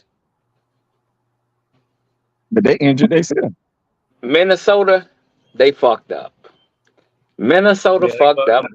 Like I said it was gonna do. Like I tried to tell BJ, Tom. I tried to tell y'all throughout this season. I'm not sold on no Minnesota, no OKC. They gonna fucking fold like the Jazz did against the Clippers. And that's all you seeing. And who I think Mingo said it, them boys done. Them boys is done. Yeah, Ant-Man, he trying to keep face. He's trying to be that leader. But you know what, Ant-Man? Your guys ain't coming along with you. And you see it. Karl Towns, he's done, man. Rudy, he can't, I mean, he can only do so much. He can protect the rim, you know. But going out there and guard the Joker, no, man. He can't do that shit, BJ. He can't do it, man. So, like I said, they was going to choke in the playoffs. I didn't see them going to no finals. I didn't see them winning no championship. And Denver going to put them boys out on the road. And with Dallas, let's be honest, Dallas fucked up. Dallas choked that game. That's really what it is. I agree. Dallas choked that game. What? All I said was bingo. But the rest, I'm gonna let you finish. BJ, I'm finna get off this. I got to unload in 4 minutes. But go ahead, the rest. But I'll be back on if y'all still on, BJ. Yeah, they choked that game. Do I see? Oh, I mean, that I'm not gonna lie. Yeah, that series can go either way. I'm gonna lean towards Dallas getting that done, more so OKC winning. But yeah, you can say that. Yeah, that's a toss up. I know for sure that Denver man. You see it on them guys, man. You see it on them guys. Like y'all fucked up, and deep down inside, they know they fucked up. BJ and Mass and Mingle and who else? Kurt. Yo. They know they fucked up, man. They know they fucked up. And it is what it is. But hey, Denver gonna repeat, man. Denver is gonna repeat. And we're gonna put all that bullshit to rest, saying, oh, Denver don't got no bench. Because see, they gonna repeat and then they're gonna go fix their bench. That's what they're gonna do. They're gonna repeat and then they're gonna go fix the bench this offseason. And like I said it in the chat, man, that Clippers shit, I ain't trying to hear about what Kawhi would have done. Man, Kawhi ain't healthy. So I don't know what Kawhi would have done. I ain't trying to talk about the Clippers until next season. No shot on the Clippers. I don't want JM to get mad at me because I don't feel like going back and forth right now with JM. But man, I ain't trying to hear about no Clippers right now. They out the season, they out the playoffs, man. Hey, Denver gonna repeat. And that's it. That's all, man. But I mean, I got a good point, bro. I mean, I got OKC passing Mavs though. I got them in the Western Conference Finals. I think Dallas kind of did choke the game, but I'm not gonna lie, that they really like Like Luka is injured. I will say that. Like you could definitely tell Luka. I don't hear that injury shit, man. I ain't turning, man. I'm not trying to injury shit, man. And you know what, Kirk? I'm not gonna lie, hold Kirk. on. I want Dallas to lose. I want Dallas to lose. He's been struggling the whole playoffs, man. Yeah, that nigga is not. He's hurt only when he getting his ass whipped. And that's what it is. If you injured, sit down, bro. I don't want to hear that. That's what it is, BJ, and that's why I can't get with him. He want to clown people about front runner. Luka is a big front runner too. He like the front run, and when he's not winning, it's always he's hurt. I see what you mean, bro. Okay, if Kawhi's injured, fucking Donovan Mitchell was injured. Yes. OG Anunoby injured. They sit out. Don't tell me you injured to the point where you can't play, and then you play and get your ass beat. I see what you mean. And then BJ, if he win, now we talk. Oh, look what he's doing. He's injured. Man. We not playing that game, man. We're not playing the game. Well, I mean, I think Mavs was wrong. I think Luka is really getting his ass locked up out there. Dort is playing a really good job. Luka don't like contact, bro. You could tell Luka does not like contact, bro. He does not. He's not injured. He's hurt. You can't play injured. He's hurt. But I mean, exactly. He's hurt. Exactly. You could tell. Banged up. Okay. Let me say that. You could definitely tell he's banged up. Like he's like I said. I never said Luka. I never said that Luka wasn't getting locked up, bro. What I said was, I give you that. The series is still tied 2-2. That's what I said, bro. And I agree. All this, when Luka missed shots, he's grabbing his knee, he's bending over. Like, that's bad body language, right? That's bad leadership. So I don't like it either. But my point is this, though. Okay, cool. Kyrie played bad. Luka played bad for most of the postseason. They're still in the second round, and they're tied 2-2 with the number 1 seed out west. So, I mean, my point is this. This team is learning how to win even when Luka doesn't play great. Because guys like PJ Washington, you know what I'm saying? Bro, the Dallas Bigs have totally manhandled OKC in the middle of this series, right? Physical blocks. I mean, the defense has been amazing. And you was right. I thought in game 4, Dallas gave that game away. Now, OKC made some good plays, but Dallas did a lot. Luka, right? Bad possessions, bad shots, bad turnovers, bad decision-making. Kyrie couldn't close. And so all I'm saying is this. You know what I'm saying? Dallas is learning how to win even when their guys don't play the best. And again, they're tied 2-2. You guys act like they're fucking down 3-1. I mean, I don't know if it's because Kyrie closed out your Clippers, Kirkland. But bro, like, assess basketball the way you see it. The series is tied 2-2. Luka ain't played well yet. Luka hasn't really played well yet.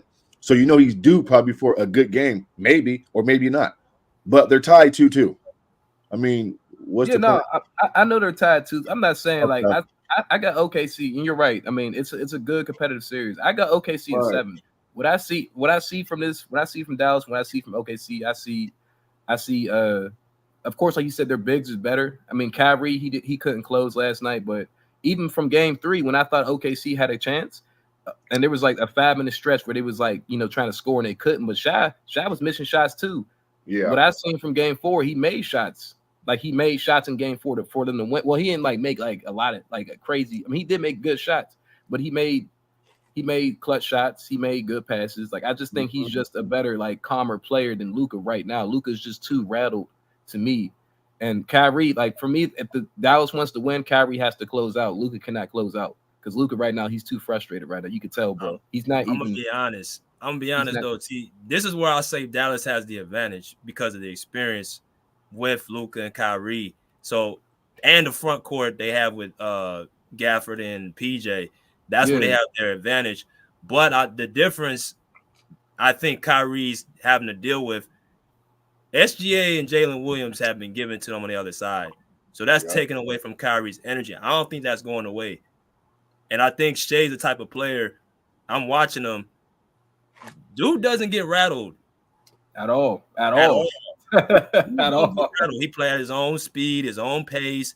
He plays winning basketball, like, all around. Like, I don't like tonight. Their backs against the wall. Now it's game 5. The pressure's on OKC. I'm not concerned how SGA is going to come out and play. I'm more looking at how his teammates going to come out and play, because Jalen Williams was inefficient. Chet was a little inefficient last game. So I'm not really concerned about SGA's peak. Can he elevate those other players to come to his level? Is my question. That's my question to OKC. That's a BJ made a great point because Kyrie's having to work on defense. Like SGA and Jalen Williams ain't gonna let Kyrie off the court. Make him miss shots, they're gonna keep coming. They're not gonna settle for dumb shot making. You know, kind of like what PG did, right? And so that's a great point, BJ. So maybe that's why Kyrie is conserving his energy on offense, because he has to work on defense. So he has to pick his spots. Because in this series, there's been times where you'd be like, Kyrie, like, be more aggressive. But then you understand, you know, like the game's played two ways, offense and defense. Exactly. And these two aggressive scorers in Williams and SGA, bro, make or miss, the next play, they can care less, bro. They come in at you, they come in downhill, and they're going to get to their spots and shoot their shots. And so that's a great point by BJ. Yeah, facts, bro. That's big time facts. And Kyrie, I'll say this about Kyrie. Kyrie is having some fantastic. He's passing great. Like some passes I've seen from Kyrie, because he has to, but he's playing. He's passing. He's being a good playmaker. Like, I'm watching his passes. I'm like, yo, that's some pretty good passes. Like, he's making some great passes out there. I'm like, okay, Kyrie, but he has to. He's getting all that attention, so everyone's gonna be open. His lob's been on point. Lob's been on point.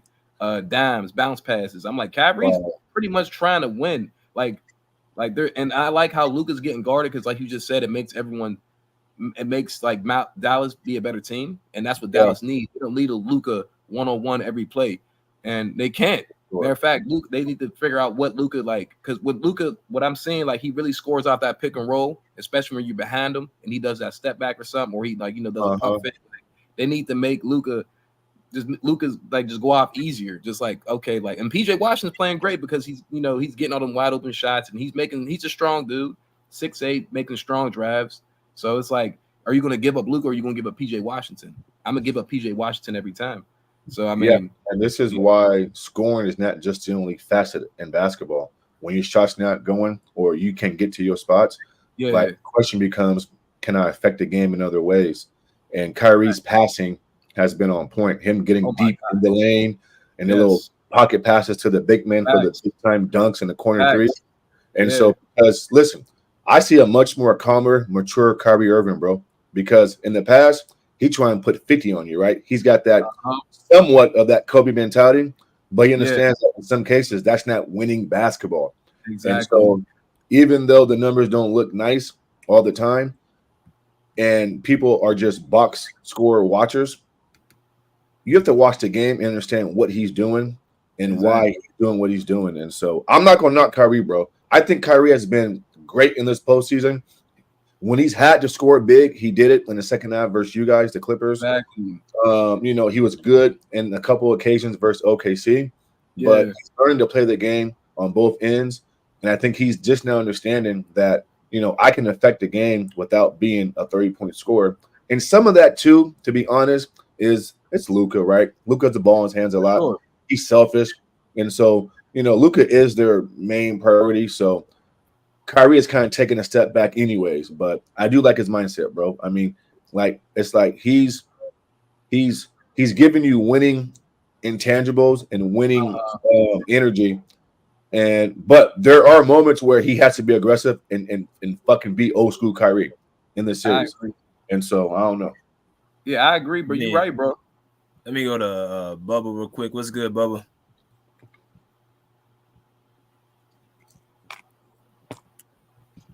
Bubba. Mike's on mute. Yeah, my fault. Salute BJ, salute to the panel, salute to the channel. I'm gonna start with the OKC series, and we gotta give SG a lot of credit. I mean, the SG apologists on the panel, but I've been talking about this nigga for a minute. Yeah, but we gotta give him credit. I mean, he stepped up. He's a mid-range merchant. He made like 14 mid-range shots. He's probably the best player in this series. I'm not gonna argue that, but at the same time, I think Luka has to be better. Kyrie has to be better. I mean, Kyrie's getting blitzed. They're sending triple teams his way, and he's making the right passes, right reads, right decisions. So I can't really blame him on that. But sometimes I think Luka has to find a way to give Kyrie the ball more because Kyrie is the second best scorer on this team. Now I get it. PJ Washington has been making shots, but that's how it's designed to. I mean, they're blitzing Kyrie and Luka to make other guys make shots, and PJ Washington is making his shots. But I'm not gonna say PJ is the best player for the Mavs, but Kyrie has to. I think he has to take more shots. J Kidd has to put him in situations where OKC has to make a decision whether they're going to double team him or leave him open. So I think that's that. And I definitely have the Dallas Mavericks winning this series. SJ played great offensively and down the stretch, he was making plays. That kick out three that he gave to Chet Holmgren, that was a great play, great shot. And then he had another play where he kicked it out to Lou Dort, and he made history. So it worked out. It worked out good for them. And down the stretch, Luka missing a free throw. That definitely hurt them. Derek Lively missing a free throw that hurt them, and Derrick Jones Jr. So, I think Dallas is going to come out better. They're definitely going to make their free throws. They're definitely going to play defense, and I expect Dallas to win the series. But going to the Indiana Pacers and the New York Knicks, I mean, I already knew the Knicks was going to win that game. There was no way the Pacers was going to walk out of New York with the victory. But I was just disappointed on how, I mean, even Mr. Ma said this. I was disappointed how they let Brunson play one-on-one and not, double team him as we see in other series. So I think that's the adjustment that Rick Carlisle is going to have to make. And Thomas, you got to be ashamed of yourself saying that Rick Carlisle is a better coach than Ty Lue. I hope you definitely walk that back. But yeah, I'll leave it at that. He probably I didn't know he said that shit. Yeah, I didn't know he said that either. I think he puts them in the same category. They just offensive-minded coaches. Right. Wait, so that's the coach for the Pacers, right? Yeah, Rick Carlisle. Yeah, he's an offensive-minded coach. Oh, so, okay. I wouldn't say that though.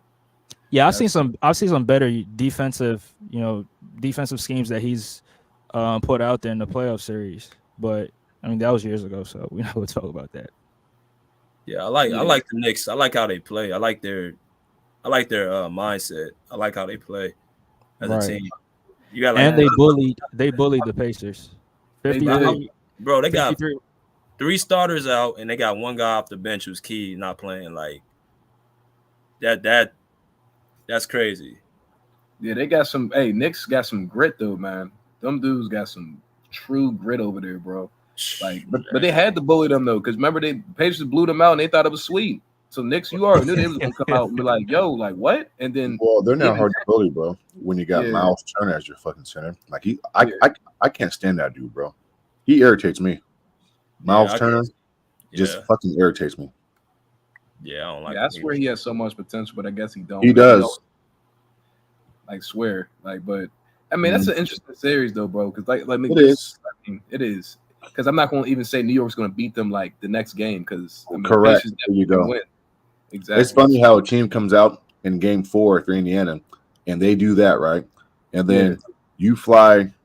I think from Indiana to New York, it's like an hour flight, probably less than that. That's true. How do you come out with that type of energy in a key pivotal 5 game, and you don't rebound well? You show no effort. You're late on screens. You're late on rotations. You're quick shooting. And I know teams want to play fast, but isn't me? But Tyrese Halliburton at times plays too fast. Like, I want a point guard that's going to learn to sell the game down and get into his sets. I'm all for getting quick shots early in the shot clock on some occasions, but you can't just push the ball after a made shot just to push the ball and then quick shoot. You know what I'm saying? You just can't do that. And so they play too fast. And I feel like certain guys shoot the ball when they shouldn't be shooting. Because you're open doesn't mean it's a good shot, right? Every open shot is not a good shot. And so the ball needs to move more. But, I mean, I don't know, man. I'm not a big Pacers fan, and I think we all touched on it. The fact that they wouldn't even attempt to trap or blitz Brunson, I mean, that's a slap in the face of defense principles, especially when you don't have Anobi and you don't have Julius Randle. I mean, your second best player is who? Devinchenko, Dante. I mean, come on now. I mean, make him beat you. I mean, McBride. I mean, listen. If these guys beat you, guess what you do, Kirkland? You tip your cap and you go home. Exactly. It's crazy. Totally agree. OG's not in. Like it makes no sense. And it's crazy because you had the good game last game, and then you come out like you won a championship. That's a terrible mindset. Hey, did you see that game versus Sacramento in the Golden State Warriors in the playing game? Did you see what Sac did to Steph Curry? Yeah, they blitzed them on the catch every single time. Bro, the whole game, there was 2 or 3 guys on him, bro. And they and Mike Brown said after the game, hey man, if Clay, Dre, and Moody and these guys beat me, then so be it. He's not gonna beat me. You know what I'm saying? It was just it's crazy. Exactly, and that's a coach right there. If you want to say he better than Ty Lue, I'm not mad at that. But that dude over there, I don't know what he told them. Like, yeah, just come out. Like, they have grit over there. New York does not give 2 shits. If you're out, you're out. They're gonna go over there. They're gonna fight you. Their coach is literally a defensive coach, and sometimes he's too defensive. Sometimes he's just too. Yeah, I mean he's cool, but he runs his players to the ground. So we're but Mr. Maz, you trust Indiana in the half court? Because I don't really trust them. They don't really execute as great in the half court. That's why I think they play in transition almost all the time. And that's a valid question, and it's a fair question. And no, I don't trust them in a half court. Excuse me, but my point by saying they play too fast is they seem like they're at times is just they're too erratic, and so I get it, man. Like teams want. I mean, even Paul George touched on it, right? He says we play too slow and we got to play faster because when you play fast, the defense can get set and you get easier shots. I get it, but this is playoff basketball, and like the excuse me, the fast break. Hold on, guys. No, you good, bro. Yeah, because I mean, when I watch Tyrese Halliburton in the half court trying to break down the defense, bro, it's so ugly to watch, bro. Like he's not a one-on-one player. It is because I don't know. Tyrese is such a weird player, man. He's 6'7". He's a point guard. Sometimes I think he passes too much. Then he has games where he scores. Like he just needs to pace himself and understand. Like he needs to understand like when do I need to score? When do I need to pass? When do I need to speed up? When like I just said, when I need to slow down? Like he needs to work with like Rondo or something. Because I'm like, bro, he be pissing me off some games. Like he be having a game with 6 points, 8 assists, 5 turnovers. The next game he had like 34, 5 assists. You know what I mean? Like it's just like Tyrese. Like what do you want to do?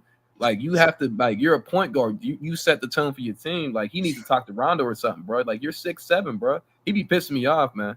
Like it's just like he has so much potential. And he's good. I'm not saying he's not playing. Like he can be playing. He just needs to pace himself and be decisive.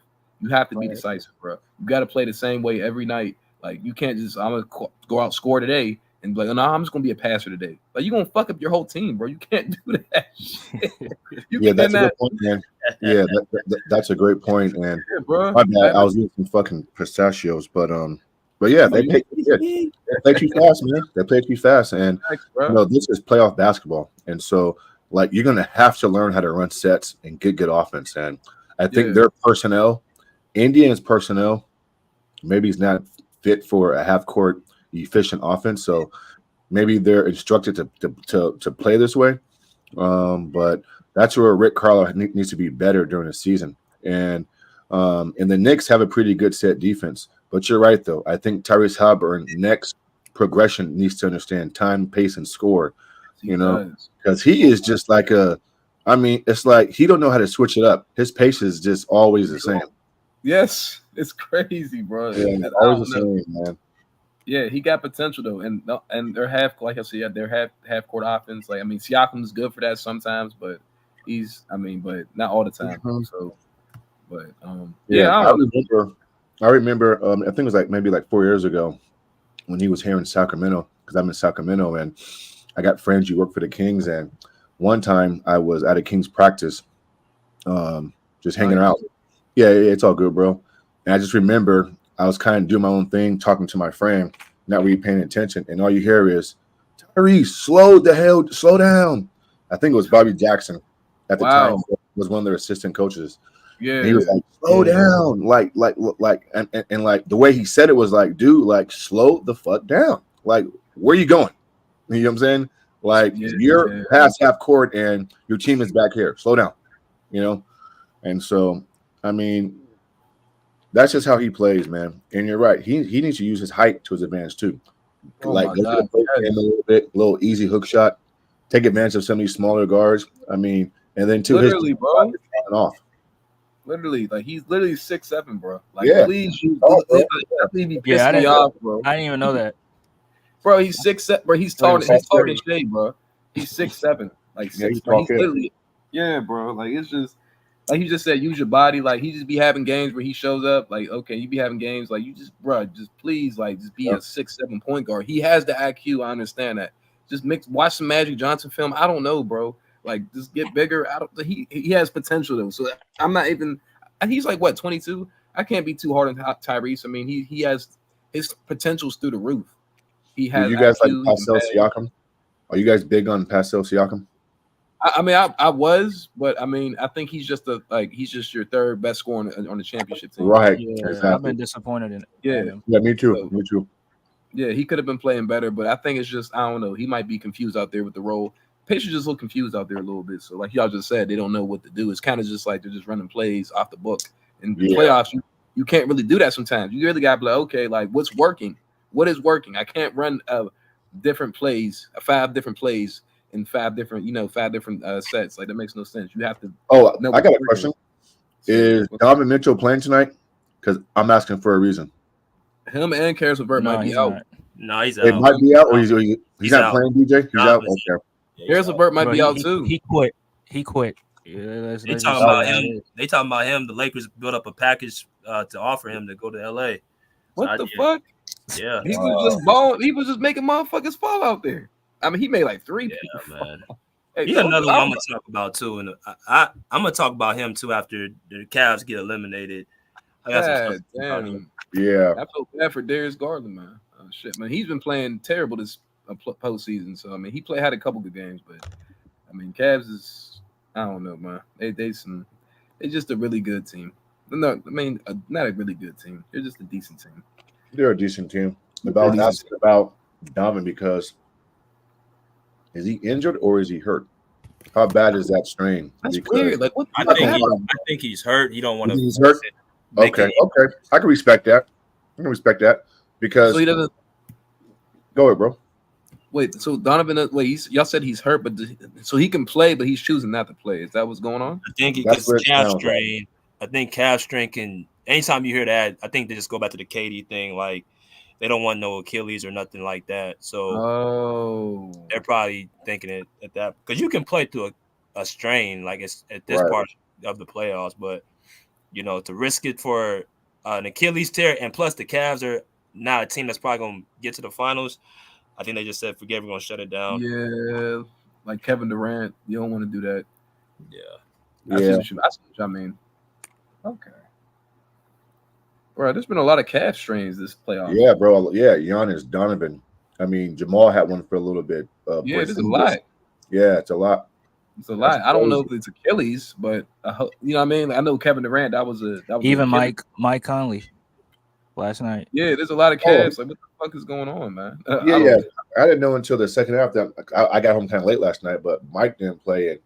Conley is a big piece of what Minnesota does. Ball handler, decision maker, knock down the corner 3, playmaker. So I mean, that was a big loss to those guys. You ain't lying about that, man. But Minnesota, man, they gotta, man.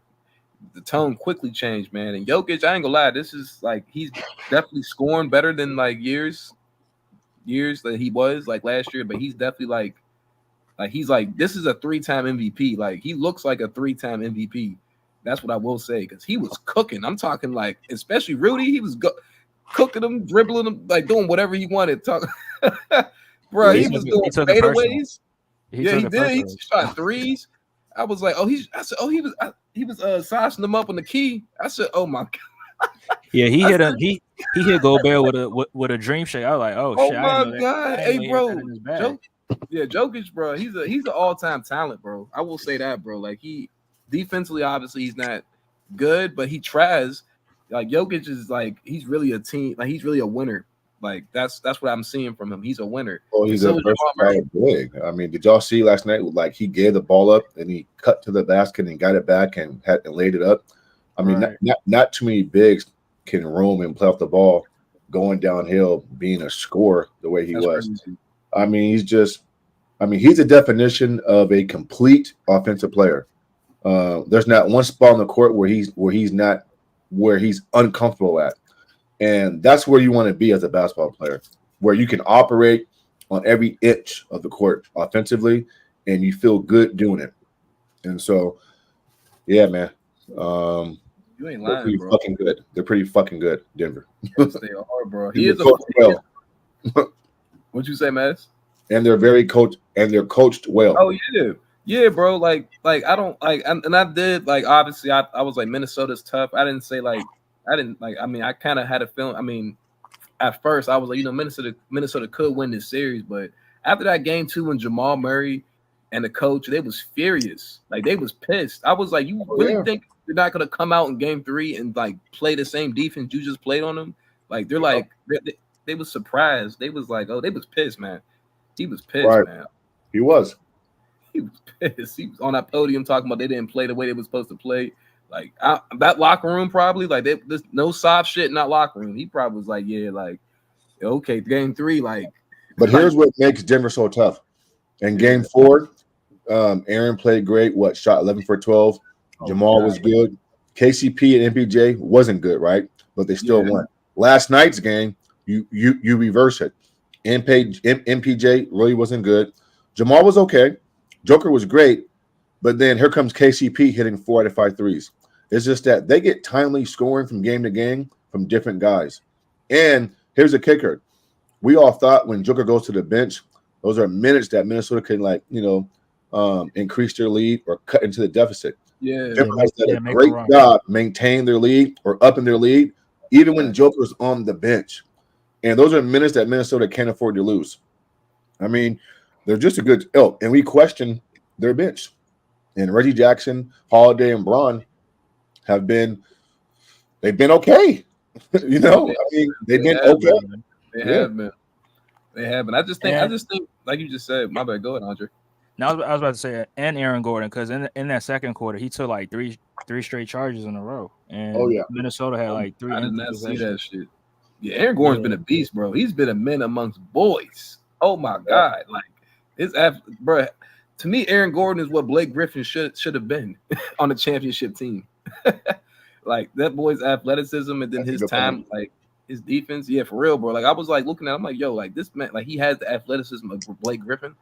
Like Blake Griffin should have really been like this. Like dead ass. Like he don't do too much, but his impact is so much. Like all he like them straight drives and them the defense and even the threes, bro. Like and the rebounding, oh my god. Bro, Right. like Aaron Gordon's a beast, bro. And his physicality. You know what I'm Yeah, saying? He's so physical.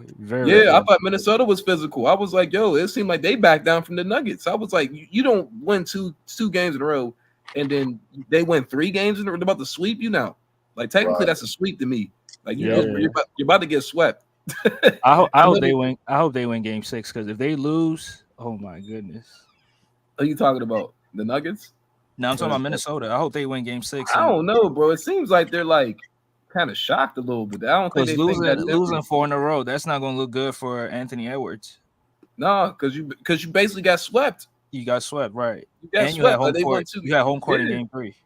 Yeah, bro, and technically you won 1 game against them last year. Now you won an extra game. Like so, it's like I don't know. I think they just poked the wrong bear. You gotta think they was fucking them up in the first 2 games, bro. They did. They definitely did. Yeah, but I know you said you got Dallas, bro. I don't blame you. I mean, I don't know because because they experienced. That's why. No, I understand, bro. Yeah, I ain't even mad, bro. I'm just that game 3 kind of worried me about the Thunder because I was like they don't really have anything to go to in the fourth quarter, but I seen SGA was missing shots, but everyone else was kind of confused out there. But game 4, he literally put him on his back and then took him home. So can he do that for another 2 games? That's going to be the question. I don't know, bro. I don't know. You don't think so? No, I think he can, but it's like it's like weird because it's like I don't think they want to double SGA because they know that Thunder are like knockdown shooters. Like, you know what I mean? Like I think they know that Right. it's hard to double him in the middle of the paint because you're gonna have a lot of people, not even a lot of people. You're just gonna have like cuts. Like what I see when the SGA ISOs, I see like his team cut. I see them like, you know what I mean? Like they're like always active, ready to make a play. Like they kind of just don't stand there and watch him, if that makes sense. They kind of just react off the defense of the Mavericks. So it's kind of like if you double Shea in the mid range, you have to give up something. Are you giving up a Chat in the paint? Or you giving up a Williams 3? Or you giving up a Wallace 3? You know what I mean? Like you really have to like, I don't know. I don't know. It's weird because I don't know. So we'll see, bro. I think they're gonna try to blitz him, but we're gonna see. Yeah, definitely. They're not gonna let him play 1-on-1. I don't think so. Because he had when he gets in the mid range, it's cash money. He made almost 14 out of 15 mid range shots. Man, that he was making plays. bro.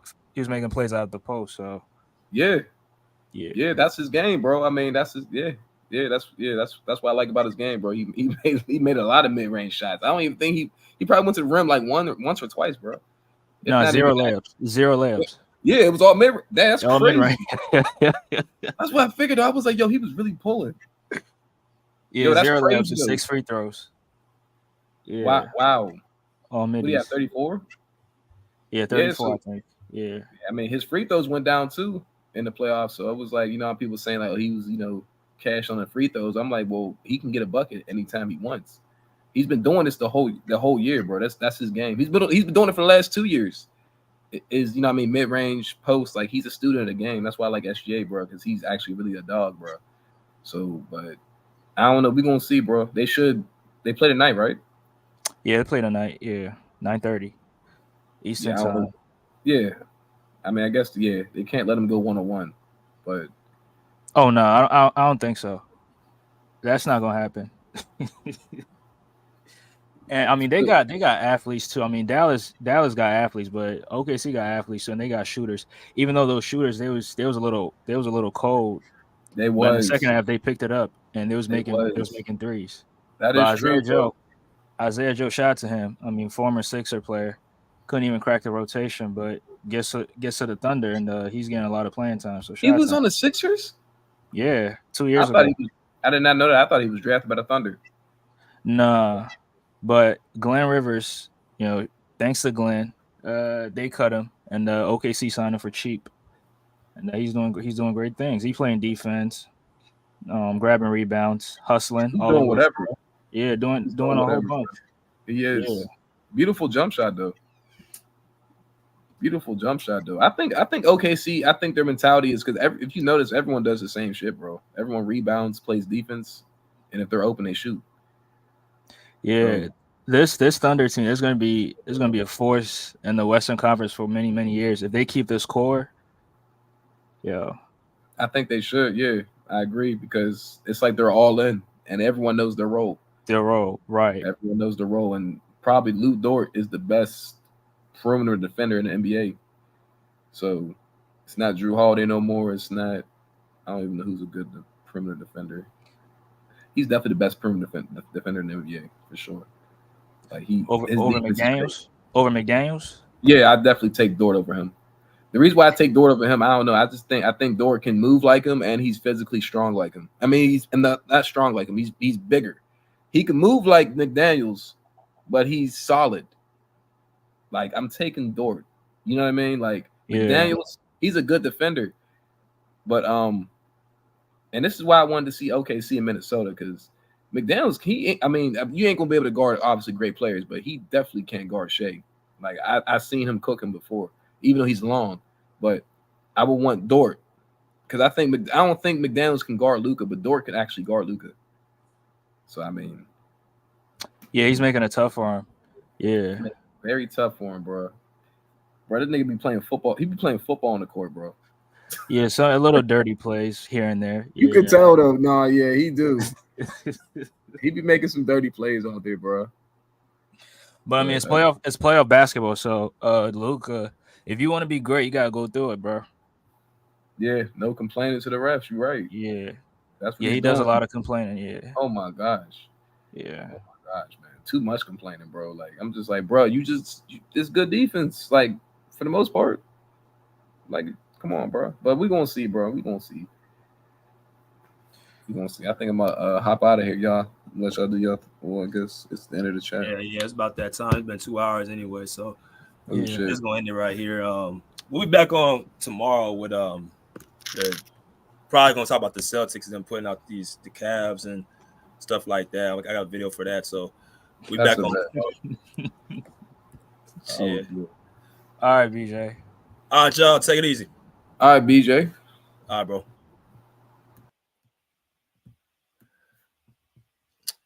All right, y'all. So as y'all come in, man, we're about to end the show. Make sure y'all hit that like button, hit the share, subscribe, hit the Cash App, $, BJ Matthews. If you guys like this show, that y'all enjoyed the content. But mainly I want to get y'all take on the Jalen Brunson, last night and how the Knicks just pretty much manhandled the Indiana Pacers, to let y'all know how much coaching really truly matters in the NBA, man, just in sports in general. Without great coaching, you're not going to go far.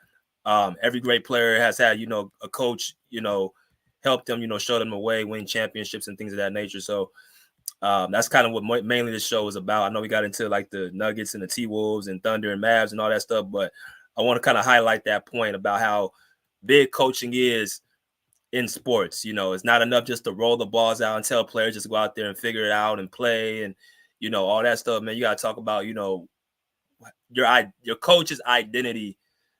Who he is what the team becomes. And that's what you're seeing with the New York Knicks, even though they're missing 3-4 different guys because of what Tom Thibodeau has instilled in this team.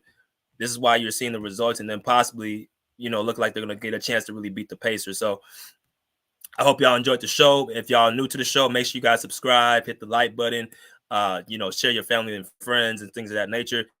We back on again around the same time tomorrow at 9:30 a.m. Pacific Standard Time. Talking more about it. But until then, pull up a seat, pull up a chair, pull up. Peace. Out of here like swimwear. I'm feeling good, feeling alright tonight. I'm feeling good now. Yeah, it's all good in the neighborhood, homie. Yeah, living right. I feel good, I feel alright. Cruising through my neighborhood on a warm summer night. I feel good. That's right, I feel good now. These summer nights. Summer days just sitting around, but when the sun goes down, I'll be ready to party. Ain't nothing like them summer nights. Keep the top on drop, all the girls looking hot, hit the photo and we just don't stop. Party until the morning light. Ain't nothing like them summer nights. I just kicked it at home. I polished up the chrome, called the Ruka on the phone, let her know I'm home alone. It's 7:30 and the sun's going down. It's a summer night and the fun's going down. I pick her up and she looks all dolled up, sitting passenger in my rag and Paula. Yeah, I let her know that she looks beautiful to me. The world's an ugly place, but she is such a sight to see. The kind of woman that would put up a fight for me. The kind that wants to spend the summer nights with me. The temp was 80 and I'm cruising with my lady, playing some Rafi Bagan. Ooh, baby, baby. I see my homeboys and the cruising in the ride. Hey, what's up, with their ladies sitting by their side. People think we look crazy, but I think we look classy. But then again, that's only if you ask me. Summer days just sitting around, but when the sun goes down, I'll be ready to party. Ain't nothing like them summer nights. Keep the top on drop, all the girls looking hot, hit the photo and we just don't stop. Party until the morning light. Ain't nothing like them summer nights. My homeboys throwing the backyard boogie, so everybody gets together to unwind, relax and have a fun time. The DJ spinning, so I grab the mic and be like, ain't nothing like them summer nights. The party's packed with beautiful women and the gang of the homies that wanna get with them. And they'll say anything just to hit them. And it's usually a nice summer night when they did them. I don't know, it must be something in the air. Can't help but have a good time because the feeling is there. To some people, the feeling is rare. They're at the past saying, God damn, I wish I was there. To have a drink, have a token, hook up with someone fine, but the kind that looks up.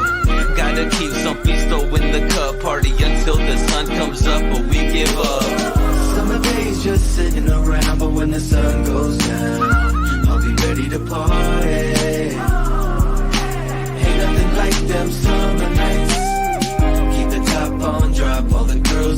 hot, hit the photo and we just don't stop. Party until the morning light. Ain't nothing like them summer nights. Them summer nights can keep a smile on your face. Gotta try to have a good time with your life, otherwise it's just a waste. Either way, I'm gonna party just in case. Like Prince party like it was 99 and 87, 88. I couldn't ask for no better weather. I'm right next to the Pacific, to be specific. The candy paint job, close under the moonlight, as I close out my summer night and say goodnight. It's time to put the top up and park it, drop it, unplug the ground, roll up the windows and lock it. Walk in the pad and fall into bed as she lays on my chest to rest her sleepy head. And we do this all night long, from dusk till dawn. But it's not quite the same when summer nights are gone. But even when they're gone, it won't be long. 8 more months and once again it's on. Summer days just sitting around, but when the sun goes down, I'll be ready to party. Ain't nothing like them summer nights. Keep the top on, drop all the girls looking hot, hit the photo and we just don't stop. Party until the morning.